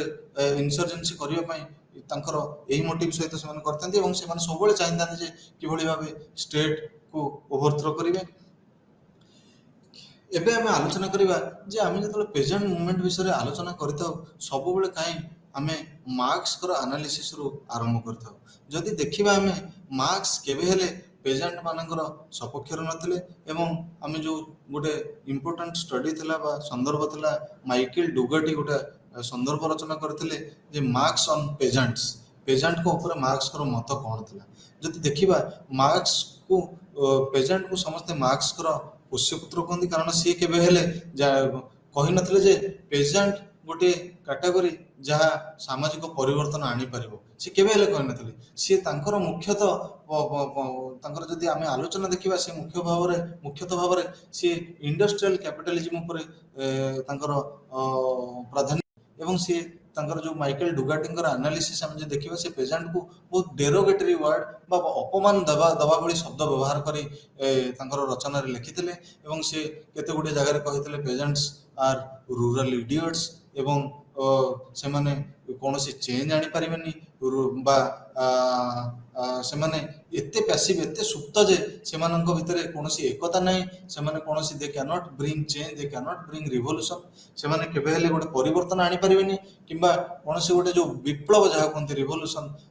ସେମାନେ ବା ବିପ୍ଳବ କେବେ ଆଣିପାରିବେନି, ସେମାନଙ୍କ ପାଖରେ କୌଣସି ବୈପ୍ଳବିକ ଚିନ୍ତାଧାରା ନାହିଁ ଏବଂ ସେ ଗୋଟେ ଟର୍ମ ବ୍ୟବହାର କରିଥିଲେ ଯେ ସ୍ୟାକ୍ ଅଫ୍ ପଟାଟୋଜ। ସ୍ୟାକ୍ ଅଫ୍ ପଟାଟୋଜ ମାନେ ଗୋଟେ ଆଳୁ ବସ୍ତା ସହିତ ଗୋଟେ ପେଜାଣ୍ଟ କମ୍ୟୁନିଟି ସମାନ, କ୍ଷମା କରିବ। ତ ଆଳୁ ବସ୍ତା ମାନେ ସେ ତାଙ୍କ ମାର୍କ୍ସର କହିବା ଅନୁଯାୟୀ ଯେଭଳି ଗୋଟେ ବସ୍ତାରେ ଆଳୁ କେତେ ଗୁଡ଼ିଏ ଆଳୁ ଆମେ ରଖିଥାଉ କିନ୍ତୁ ସେ ଆଳୁ ପରସ୍ପର ସହିତ ବା ପୋଟାଟୋଜ ଗୁଡ଼ିକ ପରସ୍ପର ସହିତ ଇଣ୍ଟରାକ୍ସନ କରିନଥାନ୍ତି ଏବଂ ତାକୁ ଯେତେବେଳେ ଆମେ ଅଜାଡ଼ି ଦେଇଥାଉ ସେମାନେ ଛିନ୍ନ ବିଚ୍ଛିନ୍ନ ଚାରିଆଡ଼େ ଖେଳି ଯାଇଥାନ୍ତି କିନ୍ତୁ ତାଙ୍କ ଭିତରେ କୌଣସି ଇଣ୍ଟରାକ୍ସନ ନଥାଏ ବା ୟୁନିଟି ନଥାଏ। ତେଣୁ ସିଏ କହିବା କଥା ଯେ ପେଜାଣ୍ଟ ମାନଙ୍କ ମଧ୍ୟରେ ମଧ୍ୟ କୌଣସି ଏକତା ନଥାଏ ଯାହାଫଳରେ କି ସେମାନେ କୌଣସି ବିପ୍ଳବ ଆଣିପାରିନଥାନ୍ତି। କିନ୍ତୁ ଏଇ ଯୋଉ ମାର୍କ୍ସଙ୍କର ଏଇ ଯୋଉ ଆଲୋଚନାଟି ଆରମ୍ଭ ହେଲା ଏହା ଏଠାରେ ସରିଯାଇନଥିଲା। ଏହି ଯୋଉ ମାର୍କ୍ସଙ୍କର ଯୋଉ ଆଲୋଚନାଟିକୁ ଭୁଲ ପ୍ରମାଣିତ କରିଥିଲେ ପ୍ରଥମ ଥର ପାଇଁ ଲେନିନ, ଯୋଉଟା କି ଦେଖାଗଲା ଯେ ଲେନିନ ଏବଂ ତାଙ୍କର ଯୋଉ ବଲସେଭିକ ପାର୍ଟି ଥିଲା ଏହା ଗୋଟେ ପେଜାଣ୍ଟ ମାନଙ୍କୁ ନେଇକରି ଗୋଟେ ଆଲାଏନ୍ସ ବା ତାଙ୍କର ଯୋଉ ଆମର ଆଲାଏନ୍ସ ଡେଭଲପ କରିଥିଲେ ଏବଂ ପେଜାଣ୍ଟ ମାନେ ଯୋଉ ଆମର ୱାର୍କିଂ କ୍ଲାସ ରହିଲେ, ଯୋଉ ଇଣ୍ଡଷ୍ଟ୍ରିଆଲ ୱାର୍କିଂ କ୍ଲାସ ରହିଲେ, ଯୋଉମାନେ ଫ୍ୟାକ୍ଟ୍ରିରେ କାମ କରୁଥିଲେ ଯୋଉ ୱାର୍କିଂ କ୍ଲାସ ରହିଲେ, ସେମାନଙ୍କ ସହିତ କର୍ମଚାରୀ ଯୋଉ ରହିଥିଲେ ସେମାନଙ୍କ ସହିତ ପେଜାଣ୍ଟ ମାନେ ଗୋଟେ ଆଲାଏନ୍ସ ଡେଭଲପ କରି ସେମାନେ ଗୋଟେ ମୁଭମେଣ୍ଟ ଅକ୍ଟୋବର ରିଭଲ୍ୟୁସନ କରିଥିଲେ ଯାହା ଆମର 25 ଅକ୍ଟୋବର 1917 ମସିହାରେ ହେଇଥିଲା ରଷିଆରେ। ଏବଂ ଏହା ଦ୍ୱାରା ଯୋଉ ଆମର ପେଜାଣ୍ଟ ମାନଙ୍କର ଯୋଉ ବୈପ୍ଳବିକ ରିଭଲ୍ୟୁସନାରୀ ପୋଟେନସିଆଲ ବା ବିପ୍ଳବ କରିବାର ଯୋଉ କ୍ଷମତା ଅଛି କି ନାହିଁ ମାର୍କ୍ସ କହିଥିଲେ ଗୋଟିଏ ମାନେ ନକାରାତ୍ମକ ଭାବରେ ତାହାକୁ ଏଇ ଯୋଉ ଆମର ଅକ୍ଟୋବର ରିଭଲ୍ୟୁସନ ଭୁଲ ପ୍ରମାଣିତ କରିଥିଲା ଏବଂ ସେଠାରେ ଦେଖା ଯାଇଥିଲା ଯେ ପେଜାଣ୍ଟ ମାନେ ସେମାନେ କିଭଳି ଭାବେ ଗୋଟେ ଆଲାଏନ୍ସ ୱାର୍କିଂ କ୍ଲାସ ସହିତ କରି ସେମାନେ କିଭଳି ଭାବେ ଗୋଟେ ରିଭଲ୍ୟୁସନ କରିଥିଲେ ଏବଂ ତାର ଆମର ପରିବର୍ତ୍ତନ ଆଣିଥିଲେ। ଏହାକୁ ସମ୍ପୂର୍ଣ୍ଣ ଭାବେ ଖଣ୍ଡନ କରିଥିଲା। ମାର୍କ୍ସଙ୍କର ଏଇ ଯୁକ୍ତିଟି ସମ୍ପୂର୍ଣ୍ଣ ଭାବେ ଖଣ୍ଡନ ହୋଇଥିଲା ଯେତେବେଳେ ଦେଖାଯାଇଥିଲା ଯେ ମାଓ ଜେଡୁଙ୍କ ଲିଡରସିପରେ ଆମର ଚାଇନିଜ ରିଭଲ୍ୟୁସନ ଯେତେବେଳେ 1949 ମସିହାରେ ଆସିଥିଲା ଏବଂ ଏଥିରେ ଦେଖାଯାଇଥିଲା ଯେ ପେଜାଣ୍ଟ ଅର୍ଗାନାଇଜେସନ ବା ଯୋଉ ପେଜାଣ୍ଟ ପାର୍ଟି ଏହା ସମ୍ପୂର୍ଣ୍ଣ ଭାବେ ଲିଡରସିପ ନେଇ ବା ମୁଖ୍ୟ ରୋଲ ପ୍ଲେ କରିଥିଲା ଏବଂ ସେଇମାନଙ୍କ ଦ୍ୱାରା ହିଁ ଏ ଯୋଉ ଆମର ଚାଇନିଜ ରିଭଲ୍ୟୁସନ କରାଯାଇଥିଲା ଏବଂ ଯୋଉ ଆମର ଯୋଉ ଲିଡରସିପ ରୋଲଟି ରହିବା କଥା ପେଜାଣ୍ଟ ମାନଙ୍କର, ଏଠି ପେଜାଣ୍ଟ ମାନେ ସେଇ ଯୋଉ ତାଙ୍କର ଲିଡରସିପ କ୍ୱାଲିଟିଟା ଦେଖେଇଥିଲେ ଏବଂ ଏହା ଦ୍ୱାରା ସେମାନେ ଏଇ ଯୋଉ ଚାଇନିଜ ରିଭଲ୍ୟୁସନ ହେଇଥିଲା ଏହାକୁ ସମ୍ପୂର୍ଣ୍ଣ ସଫଳ ହବାରେ ପେଜାଣ୍ଟ ମାନଙ୍କର ଯୋଗଦାନ ସବୁଠୁ ଅଧିକ ଥିଲା ଏବଂ ଏଇଭଳି ଅନେକ ଗୁଡ଼ିଏ ପେଜାଣ୍ଟ ରିଭଲ୍ୟୁସନ ସେଇ ସମୟରେ ହେଇଥିଲା ଯାହା ଉଦାହରଣ ସ୍ୱରୂପ ମେକ୍ସିକୋ, ଆଲଜେରିଆ, କ୍ୟୁବା ଏବଂ ଭିଏତନାମ। ଏବଂ ଏଇ ଯୋଉ ପେଜାଣ୍ଟ ମାନେ ବା ଯୋଉ କ୍ଷୁଦ୍ର ଚାଷୀ ମାନେ ଯୋଉ ବିପ୍ଳବ ଆଣିଥିଲେ ଏହା ପ୍ରମାଣିତ କରିଥିଲେ ଯେ ପେଜାଣ୍ଟ ମାନେ ସୁପ୍ତ ନୁହନ୍ତି ଏବଂ ମାର୍କ୍ସଙ୍କ ଦ୍ୱାରା ଅଣାଯାଇଥିବା ଯୋଉ କୋଶ୍ଚିନ୍ କାର୍ଲମାର୍କ୍ସଙ୍କ ଦ୍ୱାରା ଅଣାଯାଇଥିବା ବା ଯୋଉ କାର୍ଲମାର୍କ୍ସଙ୍କ ଦ୍ୱାରା ଯୋଉ ପ୍ରଶ୍ନଟି ପ୍ରଥମେ କାର୍ଲମାର୍କ୍ସ ଉଠାଇଥିଲେ ଯେ ପେଜାଣ୍ଟ ମାନେ ସୁପ୍ତ, ସେମାନେ କେବେ ହେଲେ ପରିବର୍ତ୍ତନ ଆଣିପାରିବେନି, ଏହା ଭୁଲ ପ୍ରମାଣିତ ହୋଇଥିଲା। କିନ୍ତୁ ଯଦି ଦେଖିବା ଏହି ଯୋଉ ଅଧ୍ୟାୟ ବା ଏହି ଯୋଉ ଆଲୋଚନା ଏହା ପୁଣି ଆଉଥରେ ଏହାର ପୃଷ୍ଠା ଗୁଡ଼ିକ ଖୋଲା ଯାଇଥିଲା ଯେତେବେଳେ ବାରିଂଟନ ମୁର ଜୁନିୟର ଗୋଟିଏ ପୁସ୍ତକ ରଚନା କରିଥିଲେ। ଯୋଉ ସେ ପୁସ୍ତକଟି ଆମେ ସମସ୍ତେ ଜାଣିଛୁ, ସେ ପୁସ୍ତକ ଏହା ବହୁତ ଲୋକପ୍ରିୟ ପୁସ୍ତକ, social origins of dictatorship and democracy, lord and peasant in the making of the modern world. Barrington Moore ଗୋଟିଏ ତାଙ୍କର ଯୋଉ ଷଷ୍ଠ ଚାପ୍ଟର ଥିଲା ବା ଯୋଉ ଅଧ୍ୟାୟଟି ଥିଲା ତାହା ଭାରତ ଉପରେ ଆଧାରିତ ଥିଲା ଏବଂ ସେ ଚାପ୍ଟରଟିର ଟାଇଟଲ ଥିଲା ଡେମୋକ୍ରାସି ବା ଅଧ୍ୟାୟର ଟାଇଟଲ ଥିଲା democracy in Asia, India and the price of peaceful change. ଏବଂ ଏହି ଯୋଉ ଅଧ୍ୟାୟଟି ଗୋଟେ ଲମ୍ବା ଅଧ୍ୟାୟ ଥିଲା ଏବଂ ସିଏ ସେଠାରେ ଆଲୋଚନା କରିଥିଲେ ଯେ ଭାରତରେ କିଭଳି ଭାବେ ଯୋଉ ପେଜାଣ୍ଟ ମାନେ ରହିଲେ ବା କ୍ଷୁଦ୍ର ଚାଷୀ ମାନେ ରହିଲେ, ସିଏ ମାର୍କ୍ସଙ୍କ ସହିତ ଏକମତ ହୋଇ କହିଥିଲେ ଯେ ଯାହା ମାର୍କ୍ସ କହିଥିଲେ ପେଜାଣ୍ଟ ମାନେ ସୁପ୍ତ, ଯଦିଓ ବିଶ୍ୱର ଅନ୍ୟ ଭାଗରେ ଦେଖାଯାଇଛି ପେଜାଣ୍ଟ ମାନେ ସୁପ୍ତ ନୁହନ୍ତି, କିନ୍ତୁ ଭାରତ କ୍ଷେତ୍ରରେ ମାର୍କ୍ସ ପେଜାଣ୍ଟ ମାନେ ସୁପ୍ତ, କାରଣ ମାର୍କ୍ସ ଯାହା କହିଥିଲେ ତାହା ସମ୍ପୂର୍ଣ୍ଣ ଭାବରେ ସତ୍ୟ ଭାରତ କ୍ଷେତ୍ରରେ। ଏବଂ ସେ କହିଥିଲେ ଯେ ଇତିହାସର ପୃଷ୍ଠା ଉଲ୍ଟେଇଲେ ଦେଖାଯାଉନି ଯେ ଭାରତର ପେଜାଣ୍ଟ ମାନେ କେବେ ହେଲେ ସେଇଭଳି ଭାବରେ ଗୋଟେ ବୈପ୍ଳବିକ ପରିବର୍ତ୍ତନ ଆଣିବା ପାଇଁ କୌଣସି ବିପ୍ଳବ କରିଛନ୍ତି ବା ମୁଭମେଣ୍ଟ କରିଛନ୍ତି। କିନ୍ତୁ ଏଇ ଯୋଉ ତାଙ୍କର ଯୋଉ ଯୁକ୍ତିଟି, ଏଇ ଯୁକ୍ତିଟିକୁ ଯୋଉ ଭାରତର ଆମର ସମାଜ ଶାସ୍ତ୍ର ବା ସମାଜ ବିଜ୍ଞାନର ଯୋଉ ସ୍କଲାର ମାନେ ରହିଥିଲେ ବା ବ୍ୟକ୍ତିମାନେ ରହିଥିଲେ, ସେମାନେ ଏହାକୁ ଗ୍ରହଣ କରୁନଥିଲେ ଏବଂ ବିଶ୍ୱର ବିଭିନ୍ନ କୋଣରୁ ଐତିହାସିକ ମାନେ ହେଲେ କିମ୍ବା ସମାଜ ବିଜ୍ଞାନର ସ୍କଲାର ମାନେ ହେଲେ ବା ଅର୍ଥନୀତିର ସ୍କଲାର ମାନେ ହେଲେ ବା ରାଜନୀତି ବିଜ୍ଞାନ ବା ପଲିଟିକାଲ ସାଇନ୍ସର ସ୍କଲାର ମାନେ ହେଲେ ବା ଆମର ଜେମ୍ସ ସ୍କଟ୍ ଯେ ରହିଲେ, ଯୋଉ ଜେମ୍ସ ସ୍କଟ୍ଙ୍କ ଭଳି ଯୋଉ ଆନ୍ଥ୍ରୋପୋଲୋଜିଷ୍ଟ ରହିଲେ, ସେଭଳି ତାଙ୍କ ଭଳି ସ୍କଲାର ମାନେ ହେଲେ, ସମସ୍ତେ ଏଇ ଯୋଉ ବାରିଂଟନ ମୋରେଙ୍କର ଯୁକ୍ତିକୁ ଖଣ୍ଡନ କରିବା ପାଇଁ ଚେଷ୍ଟା କରିଥିଲେ। ଏବଂ ଯୋଉ ଭାରତ ସନ୍ଦର୍ଭରେ ସେ ଯୋଉ ତାଙ୍କର ଅଧ୍ୟାୟଟି ଲେଖିଥିଲେ, ଯୋଉ ଡିକ୍ଟେଟରସିପ୍, ସୋସିଆଲ ଅରିଜିନ୍ସ ଅଫ୍ ଡିକ୍ଟେଟରସିପ୍ ଆଣ୍ଡ ଡେମୋକ୍ରେସିରେ, ଏହାକୁ ବହୁତ ବିପୁଳ ମାତ୍ରାରେ ସମାଲୋଚନାର ଶିକାର ହେବାକୁ ପଡ଼ିଥିଲା। ଏବଂ ଏହାକୁ ପ୍ରଥମେ ସମାଲୋଚନା କରିଥିଲେ ଆମର ଜଣାଶୁଣା ସମାଜ ବିଜ୍ଞାନୀ ଡି.ଏନ୍. ଧାନାଗ୍ରେ। ଏବଂ ଆମେ ସମସ୍ତେ ଜାଣିଛେ ତାଙ୍କର ଲୋକପ୍ରିୟ ପୁସ୍ତକ ପେଜାଣ୍ଟ ମୁଭମେଣ୍ଟସ୍ ଇନ୍ ଇଣ୍ଡିଆ, ଯାହା 1983 ମସିହାରେ ପ୍ରକାଶିତ ହୋଇଥିଲା ଅକ୍ସଫୋର୍ଡ ୟୁନିଭର୍ସିଟି ପ୍ରେସ୍ ଦ୍ୱାରା। ଏବଂ ସିଏ ଏଥିରେ ମୁଖ୍ୟତଃ ଭାବରେ ଯଦି ଦେଖିବେ, ଏହା ତାଙ୍କର ଥିଲା ଡକ୍ଟରାଲ ଥେସିସ୍ ବା PhD ଥେସିସ୍। ସେ ଯେତେବେଳେ ସସେକ୍ସରେ ଟମ୍ ବଟମରଙ୍କ ଅଣ୍ଡରରେ କାର୍ଯ୍ୟରତ ଥିଲେ, ସେ ଏହି ସନ୍ଦର୍ଭଟିକୁ ରଚନା କରିଥିଲେ, କ୍ଷମା କରିବେ। ଏବଂ ଯଦି ଦେଖାଯାଏ ଯୋଉ ପେଜେଣ୍ଟ ମୁଭମେଣ୍ଟସ୍ ଇନ୍ ଇଣ୍ଡିଆରେ ଦତ୍ତାତ୍ରେୟ ଧାନାଗ୍ରେ ବା ଡି.ଏନ୍. ଧାନାଗ୍ରେ ସିଏ କହିଥିଲେ, ବାରିଂଟନ ମୋରେଙ୍କର ଯୋଉ ଯୁକ୍ତିଟିକୁ ଖଣ୍ଡନ କରିଥିଲେ ଏବଂ ସେ କହିଥିଲେ ହୁଏତ ବାରିଂଟନ ମୋରେ କେବେ ଭାରତ ଭ୍ରମଣରେ ଆସିନାହାନ୍ତି କିମ୍ବା ସେ ଭାରତର ଇତିହାସ ପଢି ନାହାନ୍ତି। ଏବଂ ସେ ସୂଚାଇ ଦେବାକୁ ଚାହିଁଥିଲେ ଯେ ଯୋଉ ବାରିଂଟନ ମୋରେଙ୍କର ଯୋଉ ଯୁକ୍ତି ରହିଛି ଯେ ଭାରତୀୟ ପେଜାଣ୍ଟ ବା ଭାରତର ଯୋଉ କ୍ଷୁଦ୍ର ଚାଷୀମାନେ ରହିଲେ, ସେମାନେ କେବେ ହେଲେ ମୁଭମେଣ୍ଟ କରିନାହାନ୍ତି, ସେମାନେ କେବେ ହେଲେ ରିବେଲିୟନ କରିନାହାନ୍ତି ବା ସେମାନେ କେବେ ହେଲେ କୌଣସି ବିପ୍ଳବ ଆଣିନାହାନ୍ତି, ଏହା ସମ୍ପୂର୍ଣ୍ଣ ଭାବରେ ମିଥ୍ୟା। ଏବଂ ସିଏ ଏହାକୁ ପ୍ରମାଣିତ କରିବା ପାଇଁ କେତେ ଗୁଡ଼ିଏ ଆମର ଯୋଉ ବିପ୍ଳବ ଯୋଉ କ୍ଷୁଦ୍ର ଚାଷୀମାନଙ୍କ ଦ୍ୱାରା କରାଯାଇଥିବା ବିପ୍ଳବର ଉଦାହରଣ ଦେଇଥିଲେ। ଏବଂ ସେ କହିଥିଲେ ଯେ ଯୋଉ ଆମର ଡେକାନ ରାୟଟ ହେଲା ବା ଆମର ତେଭାଗା ମୁଭମେଣ୍ଟ ହେଲା, ତେଲେଙ୍ଗାନା ମୁଭମେଣ୍ଟ ହେଲା, ମୋପଲା ରିବେଲିୟନ ହେଲା, ବର୍ଦୋଲି ସତ୍ୟାଗ୍ରହ ହେଲା, ଏଇ ସବୁ ଗୁଡ଼ିକ ହେଉଛି ଉଦାହରଣ ଯେଉଁଠାରେ କି ଭାରତୀୟ ଯୋଉ କ୍ଷୁଦ୍ର ଚାଷୀମାନେ ରହିଲେ ବା ପେଜାଣ୍ଟ ମାନେ ରହିଲେ, ସେମାନେ କିଭଳି ଭାବରେ ବିପୁଳ ସଂଖ୍ୟାରେ ଯୋଗଦାନ ଦେଇ ଏଇସବୁ ଯୋଉ ଆମର ବିପ୍ଳବ ଆଣିଛନ୍ତି ଏବଂ ପରିବର୍ତ୍ତନ ଆଣିଛନ୍ତି। ଧାନାଗ୍ରେଙ୍କୁ ଛାଡ଼ିଲେ ମଧ୍ୟ ଆହୁରି ଥିଲେ ଆମର ରଣଜିତ ଗୁହା, ଜଣେ ଆମେ ସମସ୍ତେ ଜାଣିଛୁ ଯୋଉ ସବଲଟନ ପର୍ସପେକ୍ଟିଭ ଆମର ରହିଛି, ରଣଜିତ ଗୁହା ହିଁ ପ୍ରଥମେ ତାକୁ ଇଏ କରିଥିଲେ। ଏବଂ ଆମେ ଯଦି ଦେଖାଯାଏ ଏଇ ଯୋଉ ଦୁଇଟି ପୁସ୍ତକ ରହିଲା, ଗୋଟେ ହେଲା peasant movements in India by D N. Dhanagare ଏବଂ elementary aspects of peasant insurgency in colonial India by Ranajit Guha, এই ଦୁଇଟି ପୁସ୍ତକ ଗୋଟିଏ ବର୍ଷରେ ହିଁ ପ୍ରକାଶିତ ହୋଇଥିଲା ଏବଂ ଦୁଇଟି ଯାକ ପୁସ୍ତକ ଅକ୍ସଫୋର୍ଡ ୟୁନିଭର୍ସିଟି ପ୍ରେସ୍ ଦ୍ୱାରା ପ୍ରକାଶିତ ହୋଇଥିଲା। ଆମେ ଯଦି ଦେଖିବା এই ଯୋଉ elementary aspect of peasant insurgency in colonial India, ଏହା ମଧ୍ୟ 1983 ମସିହାରେ ପ୍ରକାଶିତ ହୋଇଥିଲା। ଏଥିରେ ମଧ୍ୟ ରଣଜିତ ଗୁହା ସୂଚାଇ ଦେବାକୁ ଚାହିଁଥିଲେ ଯେ ଭାରତର ଯୋଉ ଆମର ପେଜାଣ୍ଟ ମାନେ ରହିଲେ ବା କ୍ଷୁଦ୍ର ଚାଷୀମାନେ ରହିଲେ, ସେମାନେ ସୁପ୍ତ ନୁହନ୍ତି, ସେମାନେ କେତେ ଗୁଡ଼ିଏ ଏଇଭଳି ଆମର ଯୋଉ ବିପ୍ଳବ ଆଣିଛନ୍ତି ଏବଂ ସେଇ ବିପ୍ଳବ ଗୁଡ଼ିକ ଯେତେବେଳେ ଇଂରେଜ ମାନେ ଭାରତକୁ ଶାସନ କରୁଥିଲେ ସେଇ ସମୟରେ ଅଣାଯାଇଛି। ଏବଂ ଏହାପରେ ଆଉ ଗୋଟିଏ ପୁସ୍ତକ ମଧ୍ୟ ରହିଛି ଯୋଉ ଆମର peasant wars of the 21st century, ଏରିକୁଲ। ଏହା ମଧ୍ୟ ଏହା ଗୋଟେ ମୁଖ୍ୟ ଅବଦାନ ବା ଯୋଉ ଆମର ଏରିକୁଲଙ୍କର କଣ୍ଟ୍ରିବ୍ୟୁସନ। ଆମେ ଯଦି ଦେଖିବା ଯୋଉ ଆମର ପେଜାଣ୍ଟ ମୁଭମେଣ୍ଟ ସବୁ ରହିଛି, ଆମର ଯଦି ପ୍ରଥମ ଷ୍ଟେଜ ଦେଖିବା, ଏହା କିଭଳି ଭାବରେ 1857ରୁ 1921 ମସିହା ମଧ୍ୟରେ ଦେଖିବା, ଏହା କିଭଳି ପ୍ରଥମେ ତ ଯୋଉ ଆମର ବ୍ରିଟିଶ ବା ଯୋଉ ଆମର କଲୋନିଆଲିଜିମ୍ ଥିଲା, ଯେତେବେଳେ ବ୍ରିଟିଶ ମାନେ ଭାରତକୁ ଶାସନ କରୁଥିଲେ, ତାଙ୍କର ଯୋଉ ଲ୍ୟାଣ୍ଡ ରେଭିନ୍ୟୁ ପଲିସି ଥିଲା ତାହାର ବିରୁଦ୍ଧରେ କିଭଳି ଭାବରେ ଏହା ସୃଷ୍ଟି ହେଇଥିଲା। ପେଜାଣ୍ଟ ପେଜାଣ୍ଟ ମାନେ କିଭଳି ଭାବେ ବିପ୍ଳବ ଆଣିଥିଲେ। ଏବଂ ଯଦି ଉଦାହରଣ ଦେଖିବା, ଆମର ସାନ୍ତାଲ ରିବେଲିୟନ ହେଲା ବା ଡେକାନ ରାୟଟ ହେଲା बा बेंगल टेनेंट्स रिवोल्ट जोटा हमर तेभागा मूवमेंट आस्थिला सेठी हला किंबा औधरे हमर जो मूवमेंट हेतला सेटा मध्य देखिबा। एवं द्वितीय फेज रे देखा जाय जे 1923 रु 1946 मसीहा मध्य केते गुडी मूवमेंट हेतला जोठारे कि मूवमेंट मुख्यतः जो ऑल इंडिया किसान सभा हमर रहिछि हमर मुख्यतः सोशलिस्ट एवं कम्युनिस्ट पार्टी माने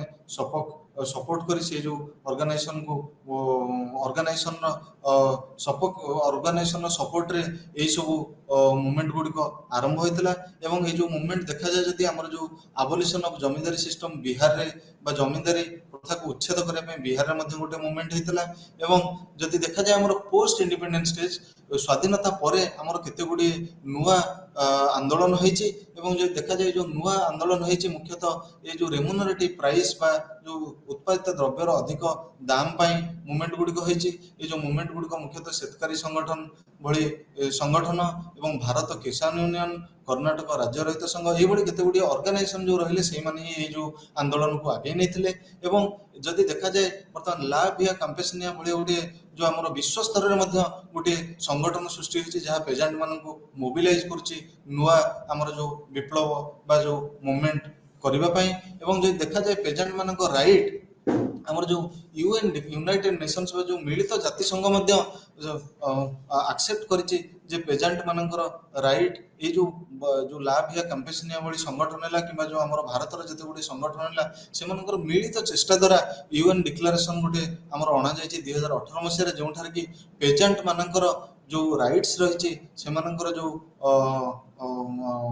राइट को किभଳି भाबे प्रोटेक्ट करा जाय परिबो बा राज्य माने बा सरकार माने किभଳି भाबे सेमानक प्राधान्य देबे सेमानकर असुविधा को बुझिबे एहा ऊपर ए जो अमेंडमेंट अणा जायछि एहा सूचाई देथाय जे पेजेंट माने वर्तमान भी अछंती एवं सेमानकर जो विप्लव करिवार क्षमता सब बेले तांको गोटे तांकर निजर प्रोटेक्शन पई गोटे ये जोगाई देथाय। तेणु वर्तमान आमे आजिरो क्लास टी को एठी शेष करिबा। धन्यवाद।